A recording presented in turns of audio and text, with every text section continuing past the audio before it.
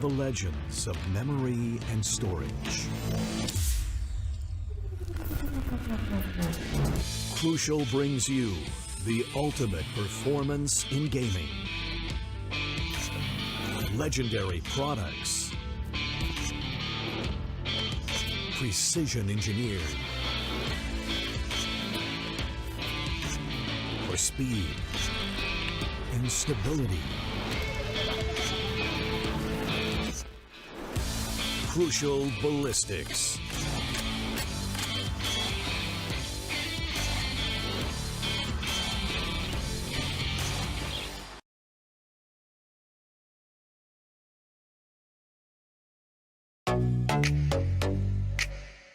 Hi guys, this is Zaya and welcome to Streamer Reviews, where gaming streamers review the best new gaming laptops.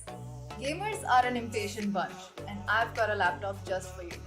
Let's look at the top 3 reasons why the Acer Helios 300 is perfect for the impatient gamer. Number 1. Its 11th Gen Intel Core i7 processor, which brings out the potential of the GPU's high-speed GDDR6 memory to ensure faster experience with higher frame rates and lower latency. Gamers hate long load times. That's why our second reason is the Helios 300's 2TB PCIe SSD. The SSD operates at PCIe Gen 4 speeds, giving you incredible read-write speeds for a faster response time. If all this wasn't enough, check out reason number 3. The 5th Gen Aeroblade 3D technology plus Vortex Flow, which lets you say goodbye to heating issues. Shout out to the Predator Sense dashboard, which lets you monitor your system, overclock, and customize everything instantly from one place. I think it's clear that this system is geared for super fast results. Get your Acer Helios 300 powered by 11th Gen Intel Core processor now.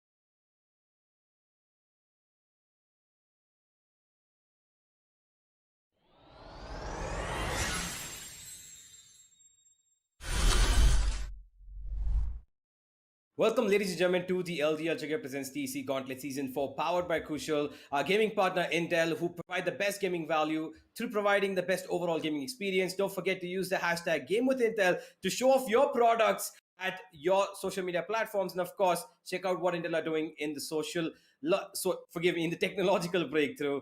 As my words are crumbling, I think it's kind of reason, given the excitement for today's game is making me lose my mind. As we've got pretty much, I think, the most highlighted game of the playoffs, isn't it, Crips? Oh, definitely. God Particles True Rippers. What a way to start the playoffs. We are done with the group stages. All the teams that have joined us so far, only some of them have made it through to the playoffs. Half the teams have been eliminated, and now we are in the upper echelons. Speaking of the upper echelons, God Particles, True Rippers, both of these teams they have been some of the best teams in the tournament so far. In fact, God Particles even went nearly undefeated in this whole group stage. True Rippers didn't have such a fate, but God Particles certainly won all our hearts, and they've proven that they have improved so much over the course of the last few months. But then again, God Particles and True Rippers, both of them are very similar teams because they play out the similar way tactically. And we'll get into the more details later on. But first, let's take a look at what this overall playoff stage is going to look like. I think that this is going to be an interesting one in terms of who we're going to be seeing today. Paradox, of course, the man himself, who is the frontrunner, the one man they can count upon the side of True Rippers to create space, to be the dynamic duelist, to be a versatile player. Overall, he has played a very important role in this team in the way that they conducted aggressive pushes, in the way that they move around in terms of how they can get him to play a jet, they can get him to play a chamber, they can get him to play an omen. He is going to be on fire today, and I hope that this guy can do his best, because on the opponent team he's got a group of people who quite honestly are a team of 5 players who depend on the title of teamwork more than they do individual prowess. So let's find out how it works out today. Let's find out indeed. Paradox is shaping up to be the kill leader of the tournament. And with today's games, if he's able to win it, then he might just add 2 more MVP titles to his name, which will bring him in contention with Raw Fuel, and maybe he can even overtake him. But before he does that, let's take a look at what his journey is going to be like in the rest of the playoff bracket. This match against God Particles is the first step. Now, if he makes it through in this game, then they will be facing the winner of Team Snakes and Team Valor. If that happens, they progress ahead to the winners bracket playoffs and then eventually to the grand finals. So it's going to be a long journey. There's a double elimination system being followed over here in the playoff brackets. Every team will get another chance, but of course, you wouldn't want to find yourself down there in the lower bracket. Yep. Well, that is true. There is one thing that we need to consider. There is always, a chance for you to, if not win the upper brackets, you always have a chance to move ahead in the lower bracket. But it's, at a bit of a risk. Like, we all know lower brackets does tend to scare a lot of teams, and that puts pressure. But let's have a look at the teams themselves. Let's forget about the pressure for now. Let's have fun with what we've got on our hands. God Particles, group of 5 people who are absolutely brilliant. Unfortunately, one of their players seems to be, in his last stretch of probably his, esports career. Shivi, unfortunately, while this might be, one of the last times that we do see him, I really hope that, he does put up a performance and his team somehow, pull a miracle out in this tournament, as they are in the playoffs and they are going to be looking to try and finish at least in the top 4, if not anything else. Let's hope that the side of God Particles do have a trick up their sleeve, because True Rippers are a team that you just cannot take up head front, can you? Oh, no, you cannot. In fact, both these teams cannot take each other head front, even though both of them have very, very aggressive tactics. The problem over here with God Particles and Two Rippers is that because both of them are extremely aggressive teams, you will imagine that on paper they should be just facing each other, going for duels, going for trades, swinging wide left, right, and center, right? That's why you're wrong. All these teams, they love spreading out. God Particles and their defaults are very difficult to deal with, especially if you put them in a map which you're comfortable on, like let's say Split, for example. These guys will triple fake, quadruple fake before they actually commit, and then they will start bombarding you with the trades and the wide swings and everything else. It's just the same old brutal battles, the same old duels, but with extra steps when it comes to God Particles this time, because these guys have also advanced tactically and I love them. Yeah, that is true. I think God Particles are, like I said earlier, they work on that title of teamwork. I think that they support each other pretty well. While True Rippers have the same thing, their individual brilliance is something that kind of throws them off. Let's see who's going to be individually brilliant for the side of God Particles, though, as the spotlight comes up for Scar God. Okay, the man who is the secondary initiator, secondary duelist, can even play the controller at times. Skargor has honestly been an interesting player in the last 1 year to follow. He plays the race pretty well, whether you give when on bind, and he also has a good touch of how he plays that sky roll. And on Split, like you said, particularly if that is they're going to be in the map pool today, we are probably going to be ending up seeing him either on the race or the sky. I think that's 2 of his favorite agents, and he also tries He's level best to, I've seen him play Omen maybe a very rare few times, but this guy is pretty great at what he does. I remember when he was back in the F1 LS squad, and this guy was the Astra main, sits on the back of Haven on Seaside, and he with that Vandal will literally obliterate anybody who comes and peeks him towards C long. He's got some pretty nasty kills, Yeah. on Haven. And if they do go and play Haven today, if they've chosen that, which is also one of their good maps, Scargod is going to be, a menace to deal with. Oh, not just on Haven. You remember how you said that Scar Peak is something that we're gonna have to coin? Yeah, we literally had to coin that word to describe the way this guy peaks. It's not like your regular AD. This guy will wide swing you so hard, so quickly. It's almost like this guy is just running away. You will try to think that this guy, is he actually this brave? Is he seriously overextending this much? But then he will still one tap you with like such deadly precision. It's Indeed. very odd to see him do that. But when you're on the receiving end of that bullet, oh my god, I swear to god, it doesn't really feel good, especially when he peeks you like that. So Scar Peak, definitely something we're gonna have to look out for. But now let's move on to the side of True Rippers, because even these guys have some ridiculous aimers and some very nice speakers. Yep, they do. And starting off with the first one, so Crosshair himself, is a player that I love watching on this team, particularly Master, Paradox, One Tap God Relic. Every one of these players are just as individually talented as they are in a team. This team focuses a lot on their hyper aggression. They allow their players to be as freely, moving as possible across the entire map, whether it be defensive or aggressive or on the attack. And I think that their dynamics of being that aggressive is what's got them at a point where a lot of teams actually scared to approach them head on, because they know these guys, even if they do play aggressively, they don't really play alone unless it's, the duelist, say Paradox or One Tap God.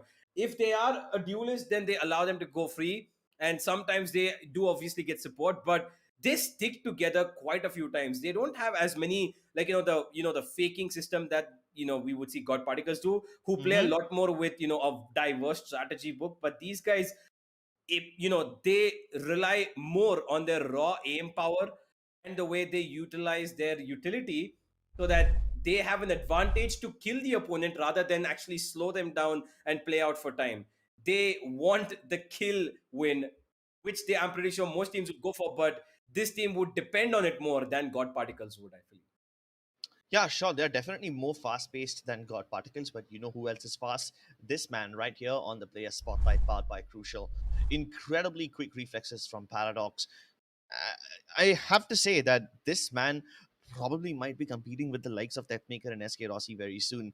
He's already up on that level. He's already overtaken Raw Fuel in terms of frags. If he wins the games today, he'll be number one on the MVP standings. And I wouldn't be surprised if we get to see him over there. The pure aggression from this man and the raw firepower that he brings to the table is unparalleled, uncontested, unmatched. And the only way you can kill him is if you peek him with your teammates, you double peek him or something like that, or if you shut him down with flashes and utility, which is also very difficult because True Rippers use their entire utility to set up Paradox for success. And very often he succeeds in that. Yeah, true. I think Paradox is a player that we will love watching. He's not just about the show in the game. He's about all the entertainment value that he provides. Yeah, So many yeah. times this man just comes, wears a scarf, and he wears one of his shades, and he just sits there. He's got the showboating value. Oh, of He's a course, of he's a course. pretty good showman, and of course he's got the skills to prove it on the battlefield as well. It's not just what you got on your face; it's about what you got in game as well. And I think Paradox does, I'd say it's not just Paradox. I think Scargod and Paradox are kind of, on the same level at that. I think both of them are pretty good showmen. They've got pretty good showmanship. And I think if that comes into play today, a little bit maybe, BMing each other. We'll see if that does come around. But we've seen it before. But this is going to be a very difficult matchup for both of these teams, I believe, because this is two completely different styles of play. They've played against each other before, not that often, but they definitely have an idea about how they've their opponents play. Let's go to the map veto though, because this is where I think things will get interesting. And of course, we've got True Rippers picking up Haven, we've got God Particles picking up Split, just as we spoke. But I am a little concerned about True Rippers in this map pool, because as good as Haven is for them, I'm not as convinced whether they can take God Particles on split, and this could be a three mapper in the end. Yeah, and if it goes to a third map, then Ascent is like the perfect showdown, right? It's neutral ground, no team really controls it. But this map pool was very predictable. Haven and Split is something that they've always come up. In fact, every single time that these guys have faced each other, the map pool has been the same. They haven't faced each other in this season of Gauntlet, but they did fight each other in Gauntlet Season 3. Even Mm-hmm. back then, the map pool was Haven Split Ascent. And at that time, True Rippers was able to win 2-0. Fun fact, these teams have faced each other not in the Gauntlet, in another tournament, but over there, True Rivers was able to win 2-0. And surprisingly, they were able to win on split as well with a scoreline of 14-12. Now, if all that is considered, one would point that True Rippers are in the lead. Given their previous scores, True Rippers have the bigger advantage. But now that you're coming into the Gauntlet and the playoffs, and these guys haven't faced each other in the recent past, it's been a month, how will they go about this? Of course, things might have changed. Whole patches have changed, and luckily they haven't picked up a map which has been thoroughly renovated. Right? It's not like they've picked up an icebox or something which has changed, or breeze which has also changed to some extent. Haven, Split, and Ascent remain for the most part unchanged. They should be able to retain their strategies, maybe add some new, without being forced to play their hands at the mercy of the Valorant patch cards. Yeah, as long as we have this new patch, it's been really interesting to see the shift of controllers come into play. I think that's going to be played around for there's always something new that of course the Valorant devs are going to be trying to move around. And I think right now I would say in the way that it works on Haven especially, it would favor True Rippers a little bit more, because I know that Scargod particularly loves to play Astra. And while he is good on Omen as well, or if he wants to go for the Sky and the controller role is picked up by somebody else, I think that the C side is going to be a little bit more difficult for him to hold, because while he was playing the Astra, Scargod had a lot more variability in his utility kit. He had the gravity well, he had the concussion. Whether he's going to go for that again, because even after the Astra is nerfed, she's not so far out that she's completely useless, but it's a very slow kit for Astra now. 45 seconds of a regeneration of a smoke or a gravity Mm-hmm. well is quite a bit of time, which is literally as if you can only use it once, Yeah. if at all max twice. That is if you survive towards the end of the round, or there's a post plant Yeah, when you're on and defense. exactly. But consider this, universe. Both these teams are fast-paced teams. Do you think they will want to slow themselves down with the Astra? I think they would much rather pick something along the lines of an Omen or maybe a Brimstone and then just go with it. Yeah, I don't think we're gonna see a Brimstone on Haven. I think it's Most kind of a likely Omen, given. yeah. Yeah, most likely this is gonna be Omen, because they need the regenerative smokes. Yeah. And with Brimstone, if he has to smoke from C to A, that's a long journey for the old man. and Yeah, poor old man. yeah, that's not going to work out for them. So Omen is probably going to be one. I think Haven can slowly turn into one of those double controller maps, although it's not played yet. But I think at some point you can have Haven as a double controller map because of the size of it. Like Breeze is pretty big, and even there they play a single controller, but you have the potential to play a double controller because of the fact that the double controller meta is very strong on the defense as well as the offense to keep the post plan situation working for you. So I would love to see a double controller meta where you have the Omen and Brimstone, where Omen is more of the lurker type of smoker, while Brimstone supports the team kind of a smoker. And while I can keep theory crafting and sitting over here, there is something that we have on hand, and whether or not the teams are going to be following it, we'll see. Because I think in our region, people are so engrossed with the duelist or the dual initiator combo, because we work so much on I was about to information. say that. Yeah, Yeah. we work so much on information that the controller side of things usually is done. Okay, we just need one controller, it's okay. But I would say that one initiator in the form of a Sova should be enough to suffice what we have. A Sova, maybe a chamber, a jet, and of course if we have two controllers, that's so much map control that we can play around with, which I think can be a good meta to follow. But hey, it all depends on the time and if whether or not teams exploit it, which I've seen in a couple of regions. I've seen in the Korean region, sometimes we've seen the double controller on Haven, where they've picked a Viper who plays as a post-plant scenario agent, and the Omen who supports the team. And that actually works out really well, because the Viper plays on the lineups. She doesn't even need to go any further. She has a wall, and plus they have an Omen if they choose to rotate as well, which works perfectly for the team because they have a Sova who is always alive with the Viper, right? So that's a huge meta change that I would like to see maybe in our region at some point, but it's a very far off stretch that I would say that I'm speculating for. But hey, the players are loading in the server, ladies and gentlemen, and Chris, I want you to tell me, do you think that could work out ever? What I was telling about. Not for these teams. I don't think they'll ever pick up the double controller in Haven because it will kind of slow them down. They Yeah. like playing brain games, but not the kind of brain games where you just put a smoke in another part of the map and hope that the enemy falls for it, or that they just smoke their way entirely and try to infiltrate the enemy territory. They do have an infiltrate kind of play style, but Mhm. it comes on the back of the information that your SOA provides and the gaps that you can find, in which case mobility agents like Jet and Raze are very useful. Yep. Maybe even the chamber in this situation. We might just see both the teams opt for something along the lines of a chamber, because then the get out of jail free card is just so valuable, especially when every one of these teams has a bunch of very talented duelists. You Yep. might even have one of the duelist players, pick up a chamber and relinquish the jet to someone else. We saw that Yeah. last time. Paradox has picked up the Omen, and the one tap god instead was playing the jet, whereas it's usually the other way around. One tap god usually plays the controller. So that kind of stuff can be surprising. But then I love Paradox on the Omen. It was very risky the way he was playing the Omen on Haven, but it was actually getting in good results, and it seemed very calculative, even though it was very brave and very ambitious. So I'm impressed with that, and I love these kind of experiments. So I personally think we might not get to see a double controller on Haven, but we could see one on Split. I think I've seen that before. I think where they've played the Omen. No, forgive me. I think it was it was the Omen and the Viper. I think we've seen that before because of course the Viper is a pseudo sentinel. But hey, speculations all what we're gonna be doing all day long. It's all about the practicality of it. Let's go to the agent selection. We've got Haven underway. This is the first match of the TEC Gauntlet Season 4 playoffs. The final season is about to come to its climactic end, and this is the first part of that last series. They've got a Killjoy in place and an Astra. Okay, Ember's actually playing the Astra while Scargod What? is playing the Breach. Okay, this is a very interesting switch up of roles that I have not seen before.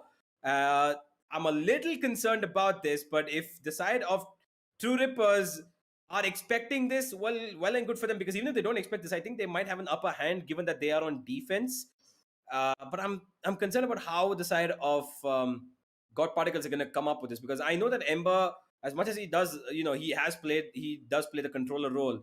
Cargod on the Breach is something that I am not very convinced, or around the idea. I cannot wrap my head around it because he is so much better on the Sky, and the Breach is a little baggy. You need a lot more team support. But Scargod is, a self-sufficient player as well, as much as he loves to have the team, which is a Sky role essentially. Yeah, I So mean, the Sky allows him a lot more freedom individually, whereas the Breach kind of requires him to be around the teammates. Um, I agree with that, but I'm just very concerned that people have still picked up the Astra. yep. Is kind of limits the amount of things that God Particles can do, and given that they are a very fakey kind of team, at least that's what they were doing in Split last time. When I had a word with Paradox was saying that they needed to play Split aggressively, otherwise these guys will continue to fake them 2-3 times and they will never get control or never get information. And one of the things, if you want to set up a fake, is that you need to have the regenerative smokes. Now that Astra has only 4 stars left, I kind of feel like these guys will most likely be relying on using all 4 of those stars at once. 2 of them being the smokes towards any part of the site, and then 2 of them being either gravity wells or concussions. And then you hit the site, carpet bomb it with utility of the Astra and the Breach, and try to take it in one go rather than spreading out your losses and playing for the defaults. I think conservation of utility from God Particles is going to be very important because they don't have too much of it. Yeah, that is true. I think that they're going to be relying a lot on the Breach, especially Knight Rider and Skargod. They're going to be doubling up together wherever they go. Otherwise, it's practically of no use. The Breach is going to provide no value unless the Jet backs up on top of it. Yeah. While the Sova has got the usual uh, the vital role that we all know in terms of information. I think that right now, True Rippers with Master playing on the Breach are a lot more suited to this because the Omen is also available. That's another extra flash character that they have as well. I think it's going to work out a little bit more for them, given that Paradox has transitioned into that role, and One Tap God and him have exchanged this dynamic between each other. I think True Rippers right now, as it looks on paper, have the upper hand. I can't really determine who's got the upper hand for now. In the past, True Rippers have been able to win Haven, but we have to agree that was on a different patch with different compositions and different characters. In fact, it's been so long since I've seen Relic on the Cypher, I can't even imagine the last time I saw him playing that hat wearing Monocton Spy. I've seen him on on Killjoy sometimes, I've even seen him on Chamber, but not on Cypher, at least not in a long time. And for that matter, I have not seen a single person pick up the Astra after she was nerfed. Everyone's been picking up the dark, edgy, hooded Omen.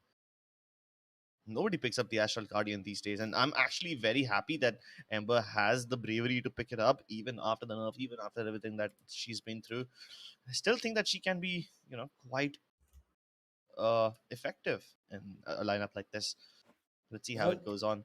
We're about to go live with the game, ladies and gentlemen. We're just waiting on a slight disconnection issue from the side of Knight Rider. As soon as he comes back in the game, we're going to be beginning. And it seems like this could be right about now.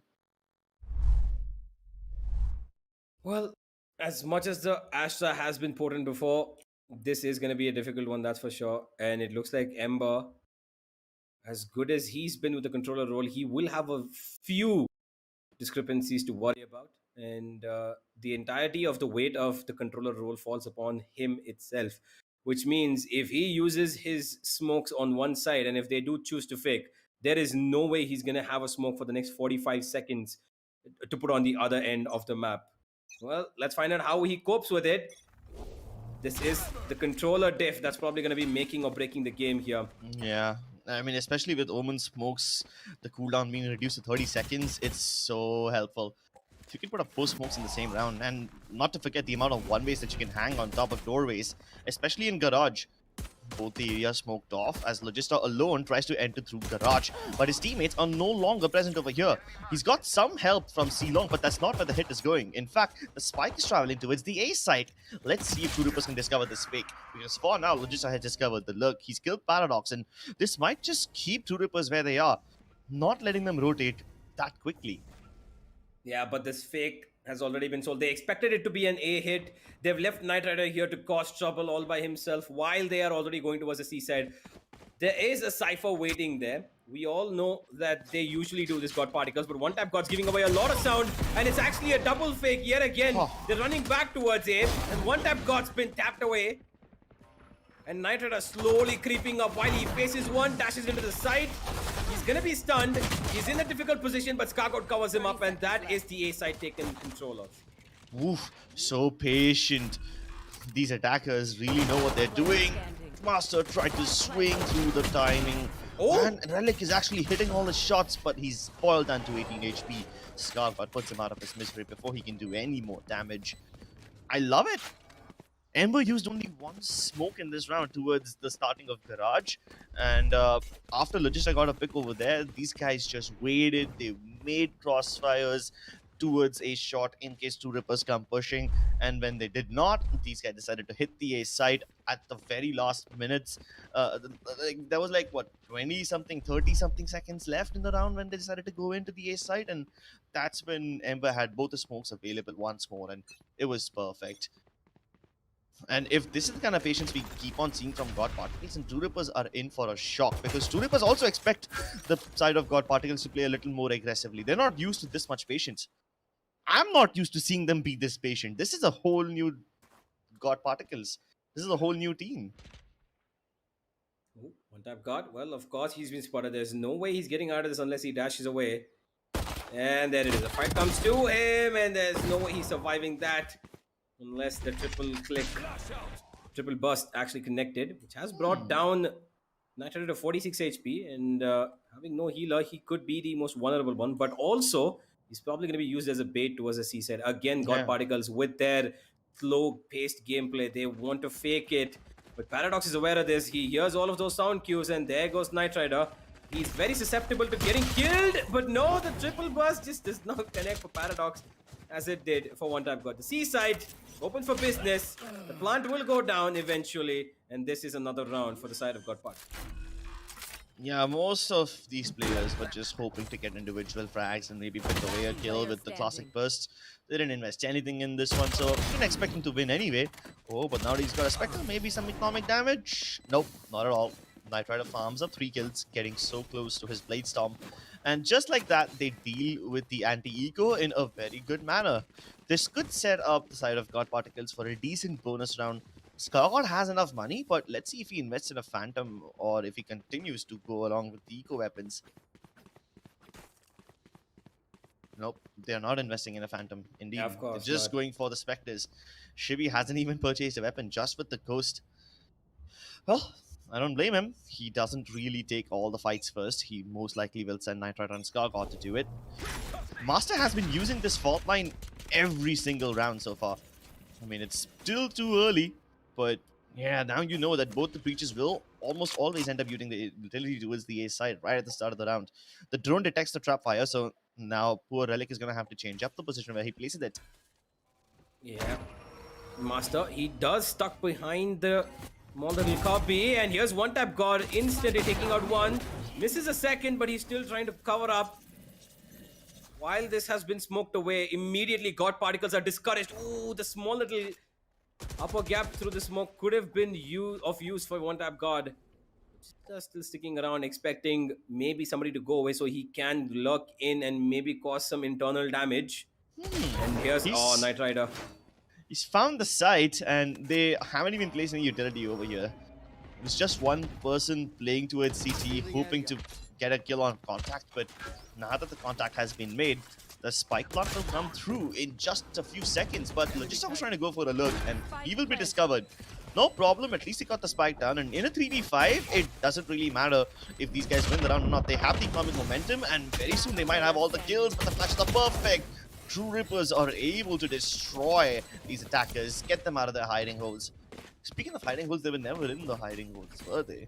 They were not in post-plant positions, which they normally would take. In fact, they were all just huddled up towards CT and under heaven, hoping to fight instead of hold and play for time. You know, the regular post-plant stuff. Yeah, that's because they had close-range weapons, and there's no way they're going to be winning Spectres against Phantoms in a range that, unless, you know, it's a really good Spectre day for them. Now, there's always this thing that I think even Enigma Gaming, once I spoke to them, had talked about. They practice on their DMs, and if they're hitting shots on Vandal, it's a Vandal day. If they hit shots on the Phantom, it's a Phantom day. And I think that's kind of the case for everybody in this game, isn't it? There's a day where the Phantom shots hit the most. There's a day when the Vandal shots hit the most. And there's a day when you feel like doing smoke shenanigans, so you pick the Phantom by default. Oh. I am kind of concerned about this one. Knight Rider going in all by himself. We've seen him pull off fakes over here in Garage before, but no teammates following up. And the spike isn't even anywhere close. It's still towards the bottom of the spawn. They're spreading out across the B-side and Garage respectively, so maybe God Particles hope to get a couple of picks over here and then fall back, but they won't be getting any picks. In fact, they will be just trading. Knight Rider still very keen on pursuing, but he overextends, and now one tap God shines like a diamond. So precise. He strikes twice. Could be a third one, but Shivi puts him out of his misery. 2v2. He's cleared out the C side and he's discovered Master as well, but that's not where the spike is headed. In fact, the spike is going towards the A side, and Logista will most likely get a free plant over here. Yeah, he's definitely going to get a free plant, and there we go. Cross has already heard it. There goes the recon to try it. No, forgive me. That's a shock dart, but Logista's already gone off that angle, and towards shot, Master wanted to put out on his fault line, but waits for information. They have spotted one. The recon is probably going to be giving off position of another. No. Now they've cleared off the entire front side. They know there's nobody there. And while that Nano Swarm has been triggered a little too early, that does give them time to reposition, and you can see it. Shot out towards shot. Another recon from the opponent. They want to get this information as to who's coming further and who's going to be defusing. But it doesn't matter because that 2v1 to be won by Crosshair. He got the upper hand in terms of the bait that his team provided him with, and that is the second round for True Rippers. Ooh, really going toe to toe. Some of these rounds just ball down to the wire, and these have been pretty slow and calculated rounds on the side of God Particles. I think at this point True Rippers should be able to read into them. They've done this in the past where they show presence towards Garage and then go towards the A side. Except This time, they only decided to go towards A after they had captured C. They could have very easily planted over there. But with all the rotations coming in and the information that Shivi was able to gather, led them to the conclusion that A is the safer plant, and that was the right play.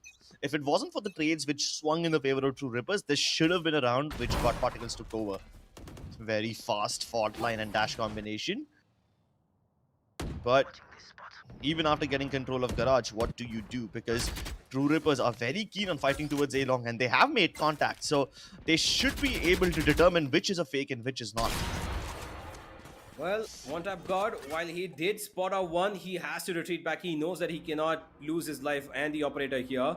And that's exactly why they've sent out an owl drone. And this is actually going to pinch Ember into this corner. He's been spotted. There's no way he's getting out of this spot unless he smokes it off for himself. But no, there was one more possibility. And that one tap God had to just miss the one tap.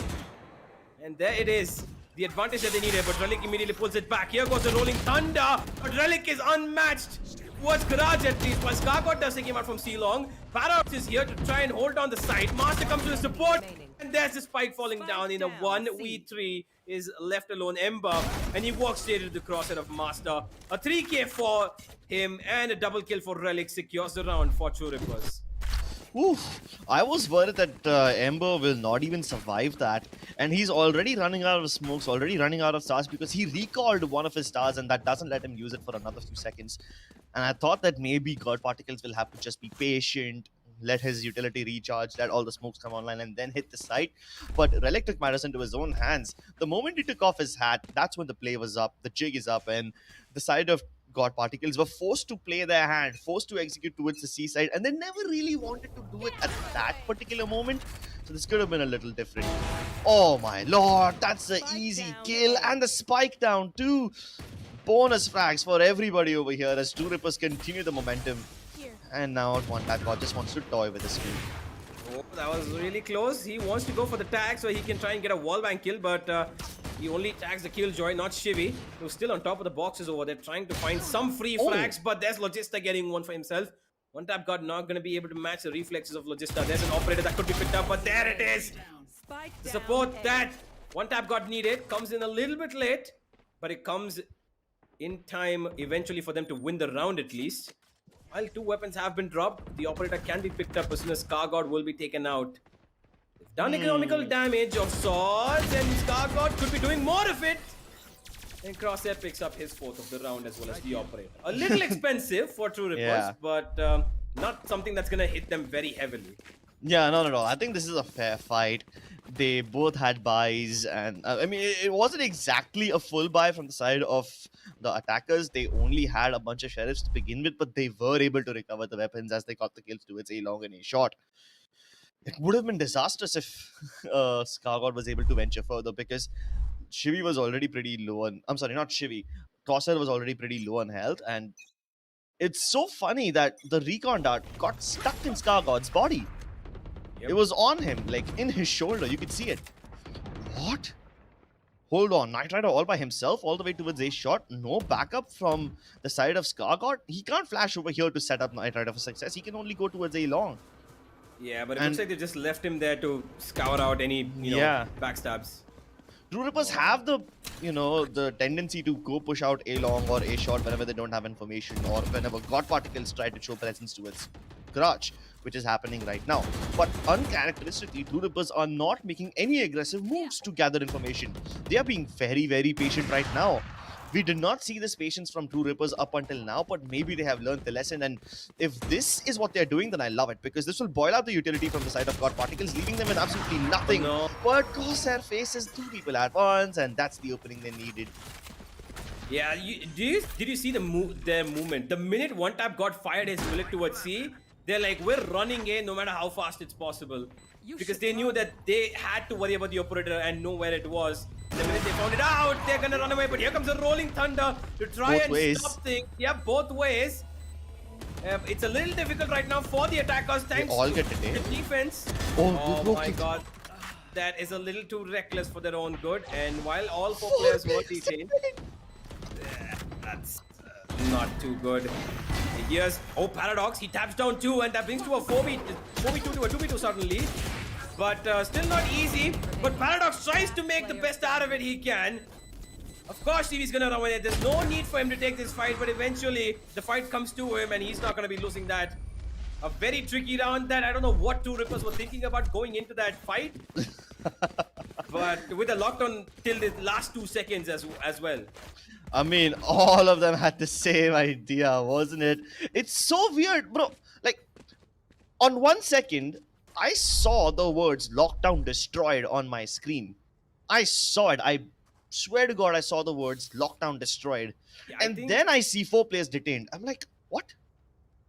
Was that me? Was that a bug? Or I think the lockdown got destroyed just about the last second as soon as it Yeah. got, the players got detained. I think the aftershock came in maybe a nanosecond late. I think that it was just a very tiny, time difference. Here's Paradox trying to survive and he will. But Shivy, such awareness about his surroundings gets him a free kill. Here's One Tap God trying to survive and keep the round intact for his team while he spots one. Shivy is gonna be able to jump away to safety. It's a 3v3 still. And while they have an ultimate available, the Cosmic Divide, they don't need it seems, as Logistas found an opening. And Ember is stuck in towards C long, and he's got no smokes to play with. So this is a difficult post plan for them. Because while they have no smokes to cover themselves up in certain angles, they do have post-plant utility on the Sova who can line it up with the shock darts. And whether or not Shivi's going to be playing that doesn't look like it, but he is in towards long cubby while he waits for his recon. This post-plant is a little difficult for two Rippers to execute. And even if they try to go in, there's just so much utility in the way. Just buying time with the 4th lines. Finally, One Tap God makes a dash for it, but he can't stick it. Has to go for the fights, and he's not winning them. Master isolated, will be exterminated, and Shivy gets the final frag. Both the Sovas activating their Hunter's Fury in this round. And in the previous round as well, both the Breaches using Rolling Thunder at the same time. Tells you exactly what you need to know about these teams, right? Very similar mindsets. They all use the ultimates at the same time. But I love the combination from God Particles this time around. That was such a potent hit. First towards the C side, you use the fault line and hit Paradox in the face, stun him. And then the Hunter's Fury gets him an easy kill. Even though he tried to teleport away, he died a very miserable death. If it wasn't for One Tap God's heroics, this round would have gone in the favor of God Particles a lot sooner. No. One Tap got discovered. Crosshair tries to set up the bait for him, but this bait is just simply not happening. He somehow dodges the aftershocks and the concussions, but he gets dead in the end anyway. Superior weaponry from the side of God Particles, making things difficult for True Rippers. All their evasive attempts not bearing fruit. Yo, Logista taps away with that new Gaia's Vengeance Vandal. Sounds so serene to the ears, but to the opponent, not as much. And while Paradox with the shot, he tries to get a little too close to Ember. He just takes care of him before the second spray of pellets comes towards his body. 4 and 5 as the side of God Particles take back the lead in their favor, and this is 3 rounds in a row that they've won. So that is some momentum that they're riding on, and the side of True Rippers need to be careful because you give the side of God Particles this much room to work with, their economy looking great on 4 players, while Knight Rider has the operator in his hands as well. This is getting a little dicey for the defense. Let's find out how they will take care of this, whether or not this half is going to end in an even scoreline or maybe a 7-5 on either side. Sorry to cut you off, Universe. This is so unorthodox. True Rippers, I mentioned that they were patient for the last 2 rounds, but look at the aggression from Paradox this time. Already at the bottom of C cubby. And then you have One Tap God holding A long with the op. They are so aware that God Particles are going to come Garage and B this time. They can already start stacking up. So many players spotted by the drone. Their beliefs being confirmed right now. Drawing it in conclusion. Putting it in concrete. No. And putting Relic in the grave. That's the opening Knight Rider was looking for. Now he can disengage. They can go somewhere else. While Knight Rider continues to stay here with the op. He might just get revealed deliberately. Hoping to bait Crosshair into a peek. Hoping that he can get another kill like that. But with Paradox at the bottom of C long, True Rippers still have an idea of what's happening. God Particles though, not willing to go elsewhere. They continue going garage. And look at the Boy. Jet. He's about to get the kill. Knight Rider so deep inside garage. While all But of this this is all happening- can be undone by Paradox. They finally check him and the spray transfer is perfect. Well, he gets the max he can out of that situation. He could have gotten more if the breach hadn't checked him over there. Scargod was aware of the possibility, but still, 2 kills given away, and now it's on to Master and 1-tap guard. And while Logista's on the perfect angle to deny both of these players, I'm not quite sure whether they're going to check this. Master does look in the right direction, but unaware of which off angle it's going to be. 1-tap guard Oh, dashes in towards his own death, a little too reckless, but he knows that in that situation, he expected Logista to go back, but of course Yeah. Logista's gonna hold his ground and wait till his prey comes to him. 6 and 4, and that's another eco now for the side of True Rippers. Things get dicey. yeah. I love the fact that True Rippers had Paradox push all the way in C-Long. I thought, yeah, this is going to give them all the information they need. They can figure out that this is not a fake. But then the God Particles players slip through the cracks, slip through the crevices. First, it's Knight Rider doing his dirty deeds inside of Garage, getting the kills in such a cheeky manner, undetected. And then there's Logista moving in from the B site towards the end of the round where the spike has already gone down somewhere else. That kind of lurking potential from the players of God Particles is incredibly annoying to deal with. Forget difficult, it's just straight up annoying because then True Rippers can't even play that freely.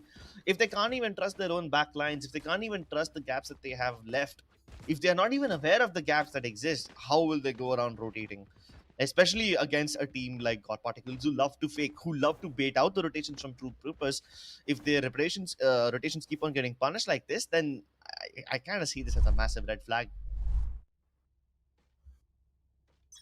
Well, let's find out if this this flag is gonna be waving anymore, or are they gonna have a little bit of a contingency plan to deal with it? Wow, beautiful shot, Crosshair, but immediately traded back. Logista's of course gonna be sticking with his duelist, and while Relic is pushing up, oh, that's a difficult place to be in. He's gonna get pushed off the angle, but he has information. A very risky ultimate to throw in at that kind of situation. But they have a little bit of a pressure being put on to God Particles, which they're trying to utilize as much as they can. But Ember, he clears it up for them. Relic's been silenced. And you can see that Paradox tried to place that dark cover over there so that he could at least help Relic escape from that tricky situation, but the cover landed a little too late. But Paradox is landing all his shots. Only 25 HP left, but he needs only a bullet worth to do his dirty deeds. 1-tap guard on the back lines. They are aware about him. The timing, it was just nearly there. He could have gotten away with the kill on Scargod. But whatever he can't do, Master will definitely pick up the pace for it. And they are assassinating them. Logista left all by himself, knows exactly where his nemesis is, knows what he needs to do, but the spike being dropped over here puts his spirits in the dumpster. No peaks left, no flashes remaining. It's gonna have to be contact, and Master wins it. He had one piece of utility left that he could have used, the Aftershock. But Yeah, he that would have held only a- bought him like a couple more seconds. Yeah, but he held a beautiful off angle, which I'm pretty sure Logista did not expect Yeah. because he looked immediately down to catch the spike and maybe run away. And that kind of gives you, the sense of how God Particles actually play. While True Rippers love taking the fights, you see that God Particles always prioritize their post-plant situations. They want the plant. They want a pick for sure, yes. And that's why Knight Rider is, does his best with the operator and gives them space in the way that he dashes in. But at the same time, God Particles are very good on their post plants. Yeah, they are indeed. Sometimes they don't even need to get into the post plants. True Rippers though, taking matters into their own hands as 1-tap God's got the big guns. And he's here to deliver some punishment. Knight Rider, hoping to deliver something similar. But so far, they've only been met with disappointment. Early picks going in the favor of True Rippers, that too towards Garage. And now the drone from the side of Crosshair doesn't spot anyone on mid. This should be a clear indication that this is going to be an A hit. That's why you can see that Relic has already escaped into heaven, and Crosshair, he's not playing anywhere close to this, but Relic, He still gets taken down by Knight Rider. He's such a good trade, but the flashes are perfect from Master. Engaging all by himself. Ember shuts him down for the overextension. Paradox trying to just nail Knight Rider back. And he has been sent back towards a lobby where Paradox is ready, lying in wait, but Knight Rider wins the duel. Now he has a lot of options. Does he continue going towards A? Or does he fall back towards C? If he continues going here, this is going to be a very tricky one. Little does he know that there's two defenders waiting for him. Oh wow, the timing. I know. It's so Imagine. unfortunate. Whoa! Okay. Yeah. Hey man, no match is complete without a little bit of a heart attack moment. Crosshair. We didn't see any of that. Okay, let's just say that you killed him straight up as soon as you saw him. Let's just leave it at that. He killed him. Of course he did. Yeah, he did. That's it. Nothing else.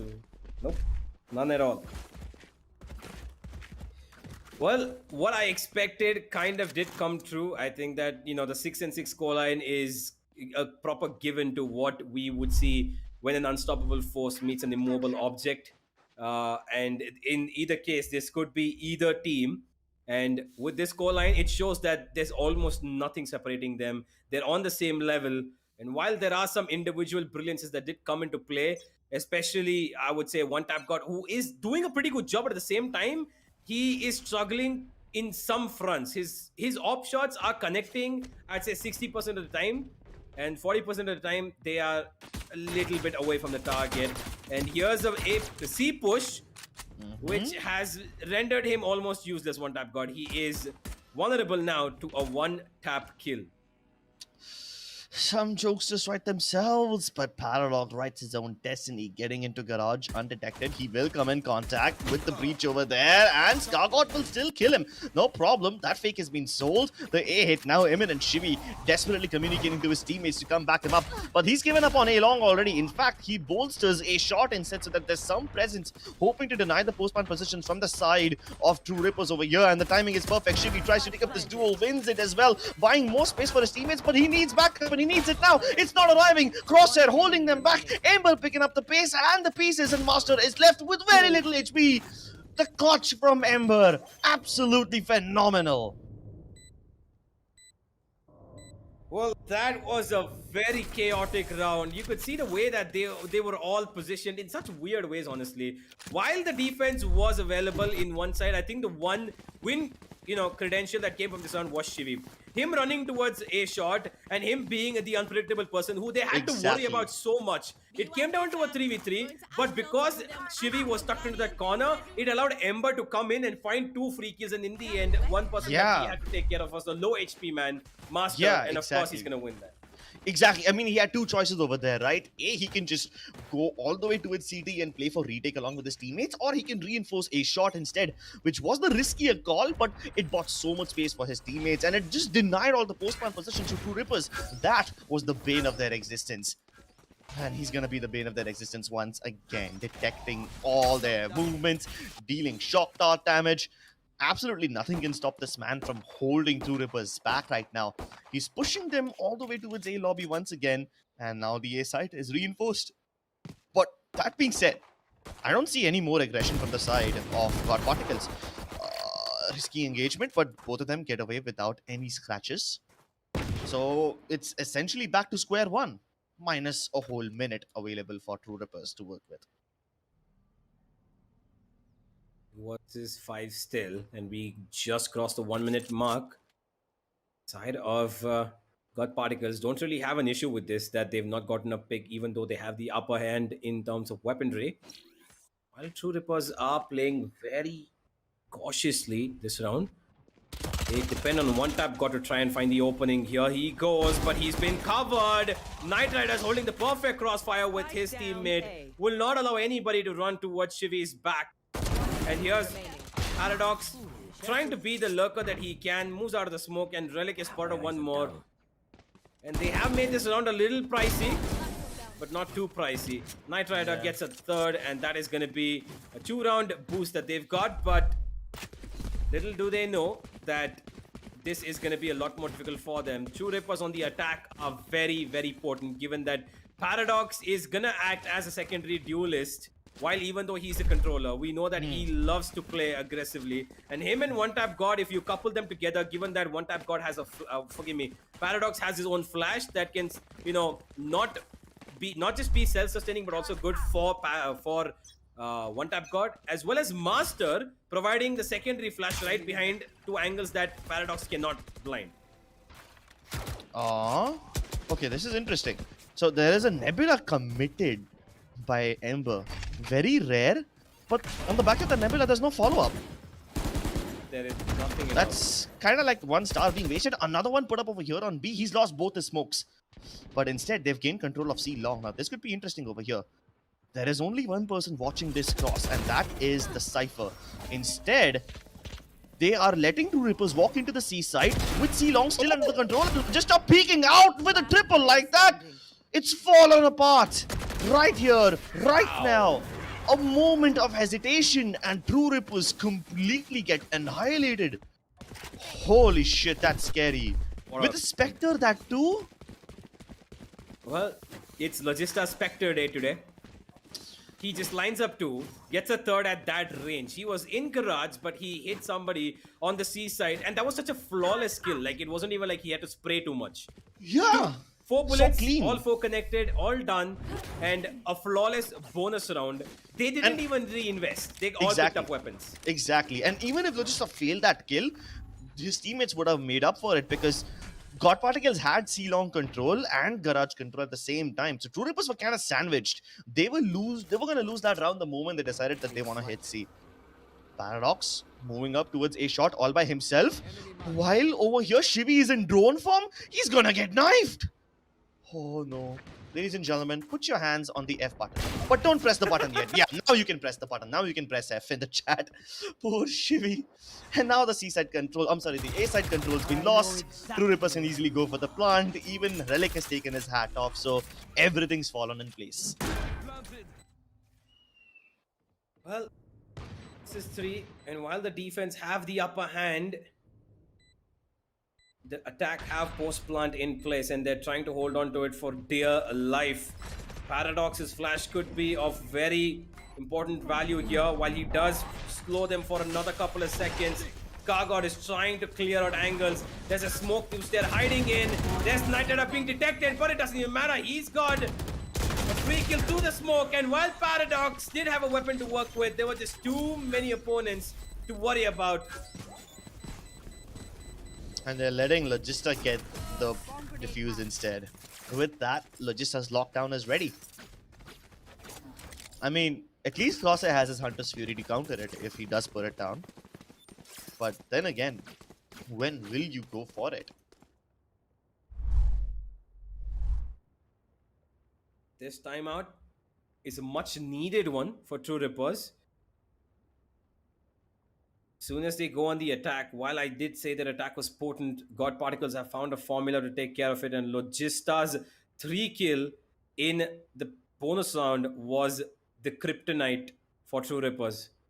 They've fallen apart 4 rounds in a row, and they're not finding their footing back. Of course, 3 of those were eco rounds. One being the pistol itself, which unfortunately, even though was in their favor, Ember clutches it out with a 3k himself. And God Particles are looking confident as ever. I hope they've got some sort of strategy. Yeah, and I think most of that strategy is going to have to rely around finding information before they commit. This is a very stark difference between the playstyle of God Particles and True Rippers. True Rippers are committing a lot more earlier than their counterparts over here, which we expected, right? True Rippers were never the kind of team to go for double, triple fakes like God Particles do. But whatever hits that they do make are based on momentum and information.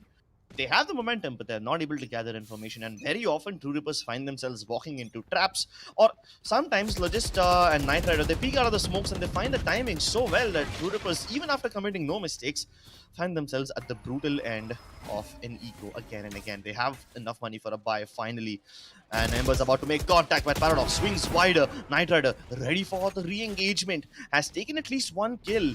But now he's confused. Does he continue staying on the C side? Is the hit imminent? Are True Rippers going for a fake? This might just be True Ripper's first fake in this game, and I hope it works. Well, immediately it looks like True Rippers with that timeout are picking up the strat from the books of their opponents. And while that Killjoy lockdown is really good, I hope this time they're not going to be 4 players detained. And Oh, look, yeah. they're discouraged immediately, and Scargod gets so much ground to play with. And Logista expects Zelik to be in this corner. Yeah, but even after the expectations, One Tap God's got the early kill. That too on the breach, so they can't hold them back. Just down to Knight Rider and his hopping. And he's already got too many targets to deal with. One Tap God flies by, gets behind him. No way to deny him any more frags. And it's just Shivi left. Might as well go for the save. Or if he can like get one kill and then die, he'll have his Hunter's Fury ready. Well, it's true. He knows where one is. He can go for the push here because he expected one player to be towards that short region. He was picking it constantly, and now he is as well. One Tap God is trying to bait him out of that corner, so he has his teammates ready for it, especially Master and Crosshair. Yeah. And Crosshair peeks out. There's the kill, and there is the ultimate coming as well. He's done damage, and that's damage enough because the economy of True Rippers is in shambles even though they won this round. Exactly, and look at the other economy side. Logista, Ember, Shivi, all these guys, they were on 8,000 bucks. Nearly next to the max money limit. In fact, Logista was able to drop 2 of his teammates with the amount of money he had. So, God Particles don't care about saving their money. They already have enough of it. And with Shivi having farmed up his Hunter's Fury already, he can go ahead and commit it whenever he needs. He never has to worry about a lockdown from the other side, so he has no reason to save. And the moment he gets a glimpse of where 2 Rippers are, he's probably going to let that big laser beam unleash. Very quick commitment. Paradox ultimate will be sent back, and with that, here comes the Rolling Thunder. But because the Rolling Thunder has been committed this early, Shivi's Hunter's Fury holding him back. Another Hunter's Fury by the other side as well. This is just a battle of the ultimates, and now they're all swinging in wide. Trades going down left, right, and center, and a backstab from Knight Rider already in the works. Can he get there quickly enough? The AWP can be devastating. Crosshair dealt with. No C-long post-plant positions available. They have to plant somewhere in the site and then play from garage, and even that's not possible because Shivi's holding this one, but they're isolated. While God Particles might have the angles, they don't have trading potential, but Knight Rider has the frag, and Shivi doesn't even need a line of sight. What a round from God Particles. The way they countered it, brilliant. Masters Rolling Thunder destroyed the entire site, and every defender over there was rendered useless. If it wasn't for the Hunter's Fury by Shivi, True Rippers was assaulted the site immediately and killed everybody. But Shivi's ultimate bought them some time, allowing the other members to regain their senses and, you know, recover from the Rolling Thunder. Yeah, that was a brilliant. That recon completely changed it for the side of True Rippers because Master unfortunately went directly and peeked out, and of course Knight Rider holding down the angle that he did was going to win that duel, but this time out with a knife he goes. I don't know for what reason, even though he heard multiple sound cues. Here's one person rushing in, but Shivi takes care of him. There's a wow! Scar gone. Did he just throw his mouse across the mouse pad because that flick seemed impossible?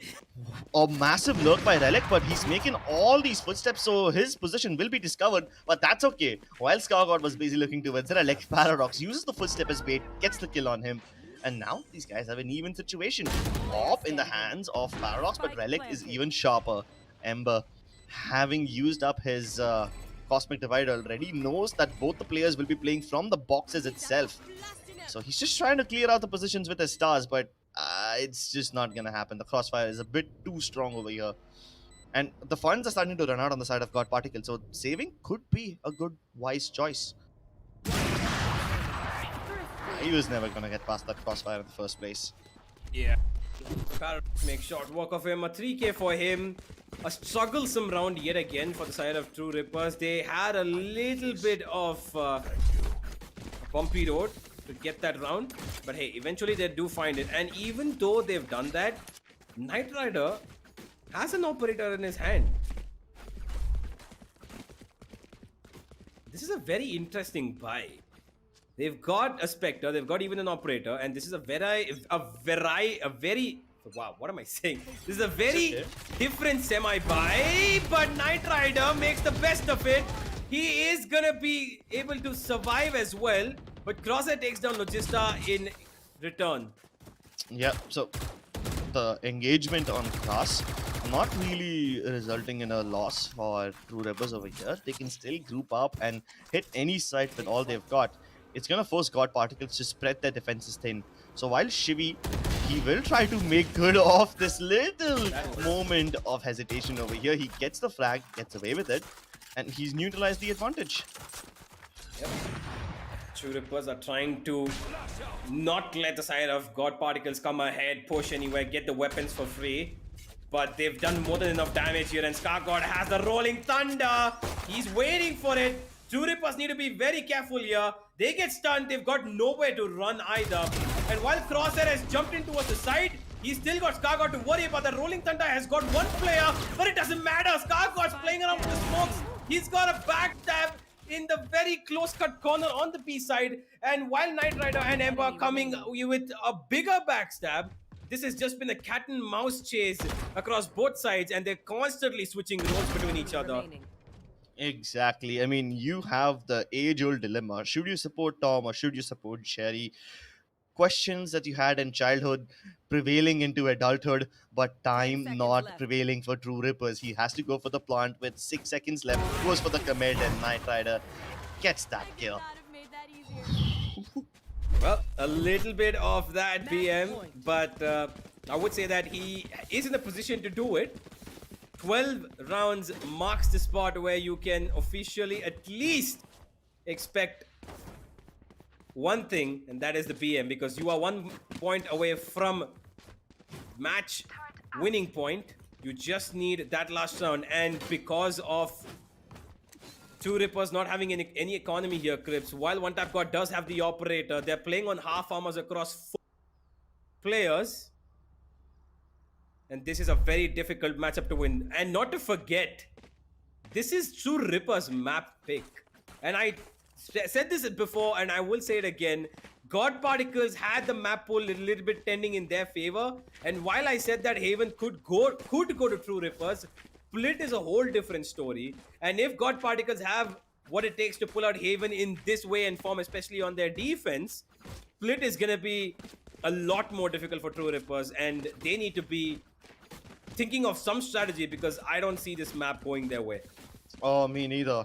Knight Rider has been a menace for True Rippers. He's sitting on 24 frags with only 12 deaths.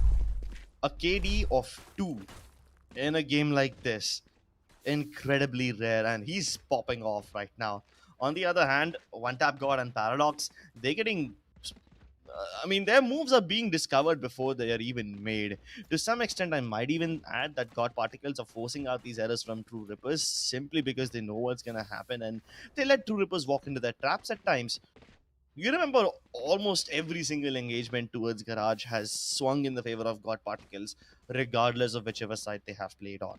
So that's a massive red flag. Although True Rippers have been able to use the A side to success, but they've only done it twice. And out of all the rounds in this half, True Rippers have only been able to win 2 of those. Yep. The remaining 6 went in the favor of God Particles, and there is a good chance that they will continue to pop off because Knight Rider has his operator still available. The only thing that could probably save True Rippers is the amount of ultimates they have. And if they get Crosshair one more ultimate op, he can get the Hunter's Fury, which can be very, very helpful. Almost all of the Killjoy utility plays towards Garage and C side, so could be a massive deterrent, but it's been mostly destroyed. One Tap God, you destroy my Killjoy traps, I destroy your head. That's what Ember says, and he is so just... Get out, man.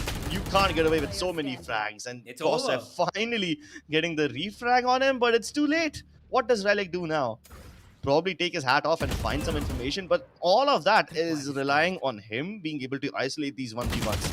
A very difficult feat to pull off, especially when you've got ScarGod against you. Absolutely not going to happen. What a win. While the side of True Rippers did go in for this aggressive Garage push, they were covered off by that beautiful smoke placed by Ember. It not just allowed him to cover up C long, but also himself. And he peeks out of the shadows, not completely unexpected in that corner, by the way. And True Rippers were held off in a way that we did not expect them to. The one problem was they chose to rush in all garage and they peaked Ember one after the other. You could see that, Ember was getting a little, strugglesome for the second kill on Paradox. He had to resettle himself three times to get that kill with the Phantom. But Yeah, until then, Master did not even come out to peak there. And if they had taken exactly. that 2v1 fight, they would have won it for sure. But hey, that's how the cookie crumbled, one chocolate chip at a time, as it Yeah, was True Rippers. one crumb at a time. And consider the position he's playing in, right? Most people call it a one and done position. Yep. One, and then you're done because you will get traded.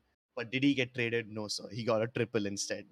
And everyone on the side of God Particles, if they're popping off individually like this, if Knight Rider has 24 frags, if Ember is able to get away with a triple kill from a position that's called one and done, then that's just criminal, isn't it? It And there's no most prison certainly that can is. contain them.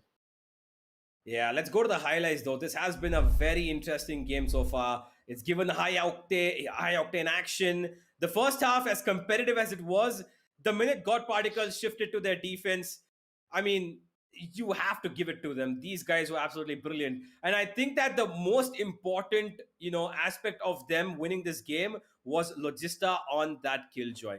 I think he was a brilliant player in this game, especially. He had 18 frags, and he was the pivoting point for this team, because there were multiple times that his utility showed to be far more valuable than you would have expected a Cypher's to be.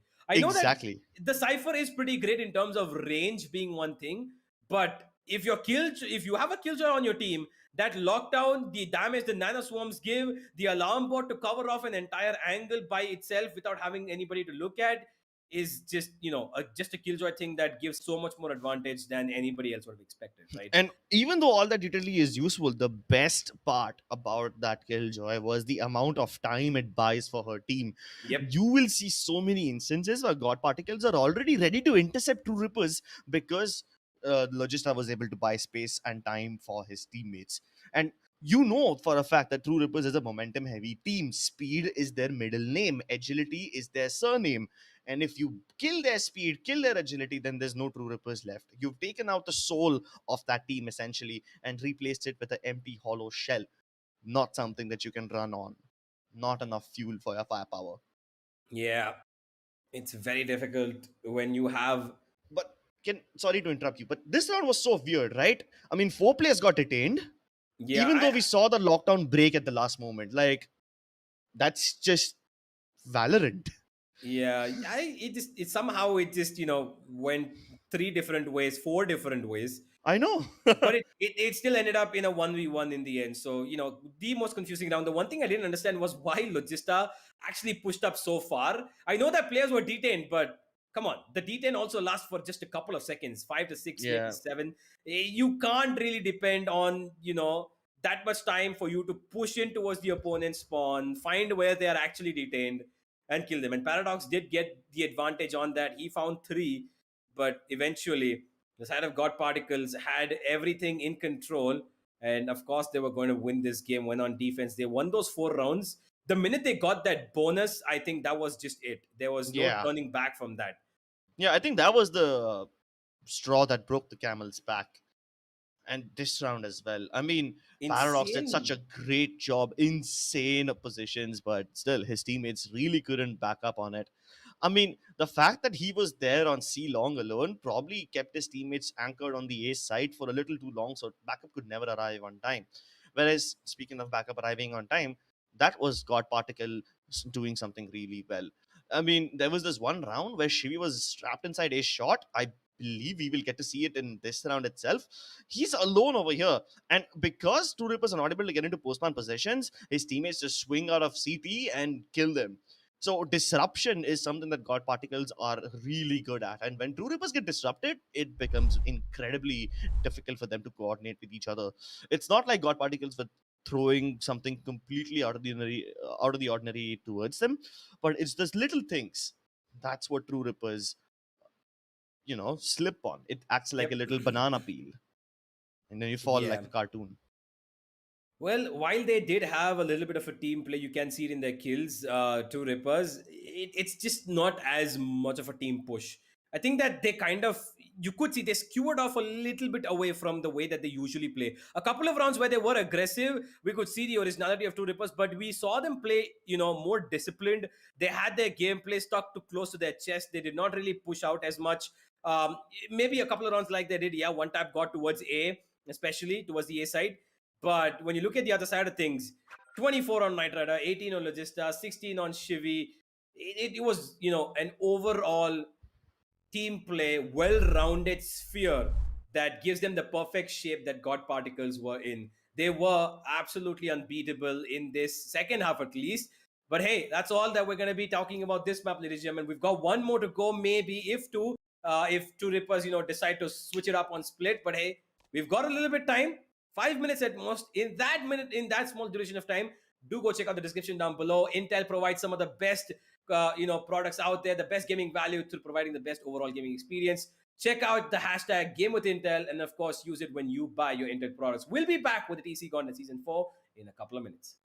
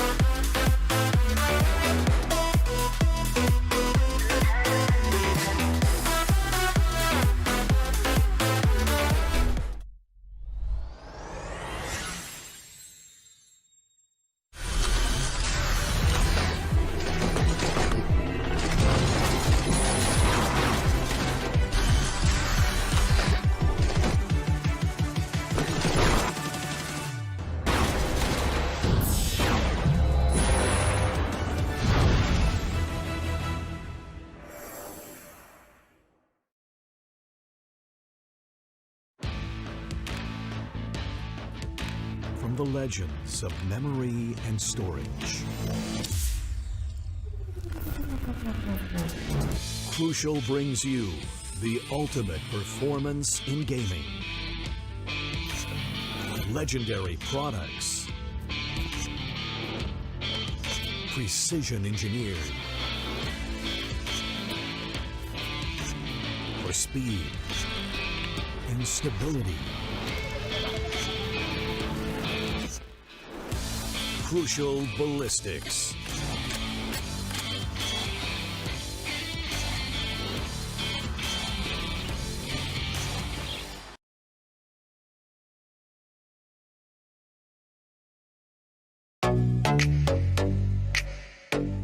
Hey guys, I'm Ankita. Welcome to Streamer Reviews, the place where you can watch gamers review the best new gaming laptops in the market. Gamers love exploring the vivid detailing of their favorite games. This demands a system that can support their immersive experience. So, we'll be checking out the Intel-powered Lenovo Legion 5, a laptop with features that let you dive into the exciting world of gaming. One of the most important aspects of the Lenovo Legion 5 is its 11th Gen Intel Core i7 processor, with a base clock speed of 2.3 GHz up to 4.6 GHz turbo. It flaunts 8 cores, 16 threads and 24 MB cache. The Legion 5 lets you untether your gaming experience with Intel Wi-Fi 6, ensuring you can enjoy your favorite games wherever you like. Play on the go with up to 75% less latency. The Lenovo Legion AI engine optimizes performance automatically to any of the top 16 AAA games you're playing, with auto detection dynamically allocating CPU and GPU usage accordingly to get up to 15% more FPS. Speaking of senses, there's another sense that's also important for an immersive experience: sound. Thankfully, the Legion 5 has this covered as well. A pair of stereo speakers enabled with dynamic audio gives you an immersive 3D audio experience. Why wait? Get your own Lenovo Legion 5 and dive into the world of gaming today.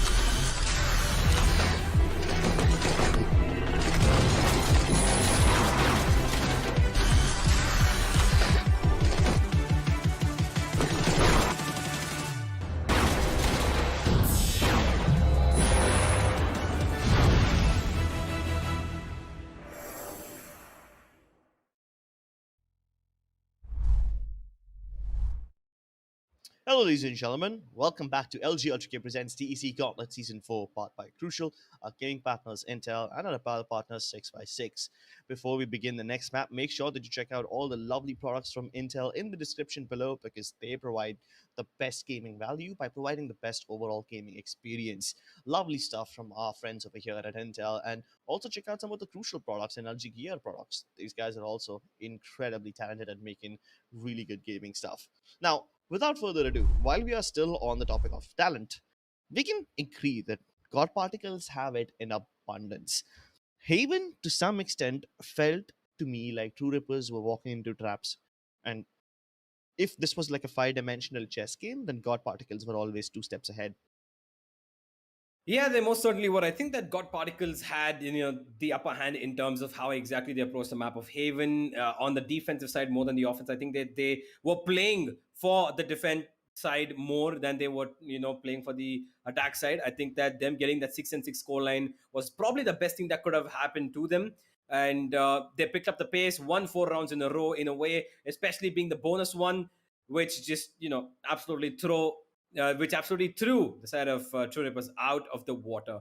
And now we go to Split, which is a lot more close corner, a lot more dynamic in terms of how they approach this, map. And God Particles have been kind of the front runners for this map for quite a bit of while, for most of the time that they've chosen it, unless it's a little dilly dally around, maybe a rare couple of times where they've been given a hard time.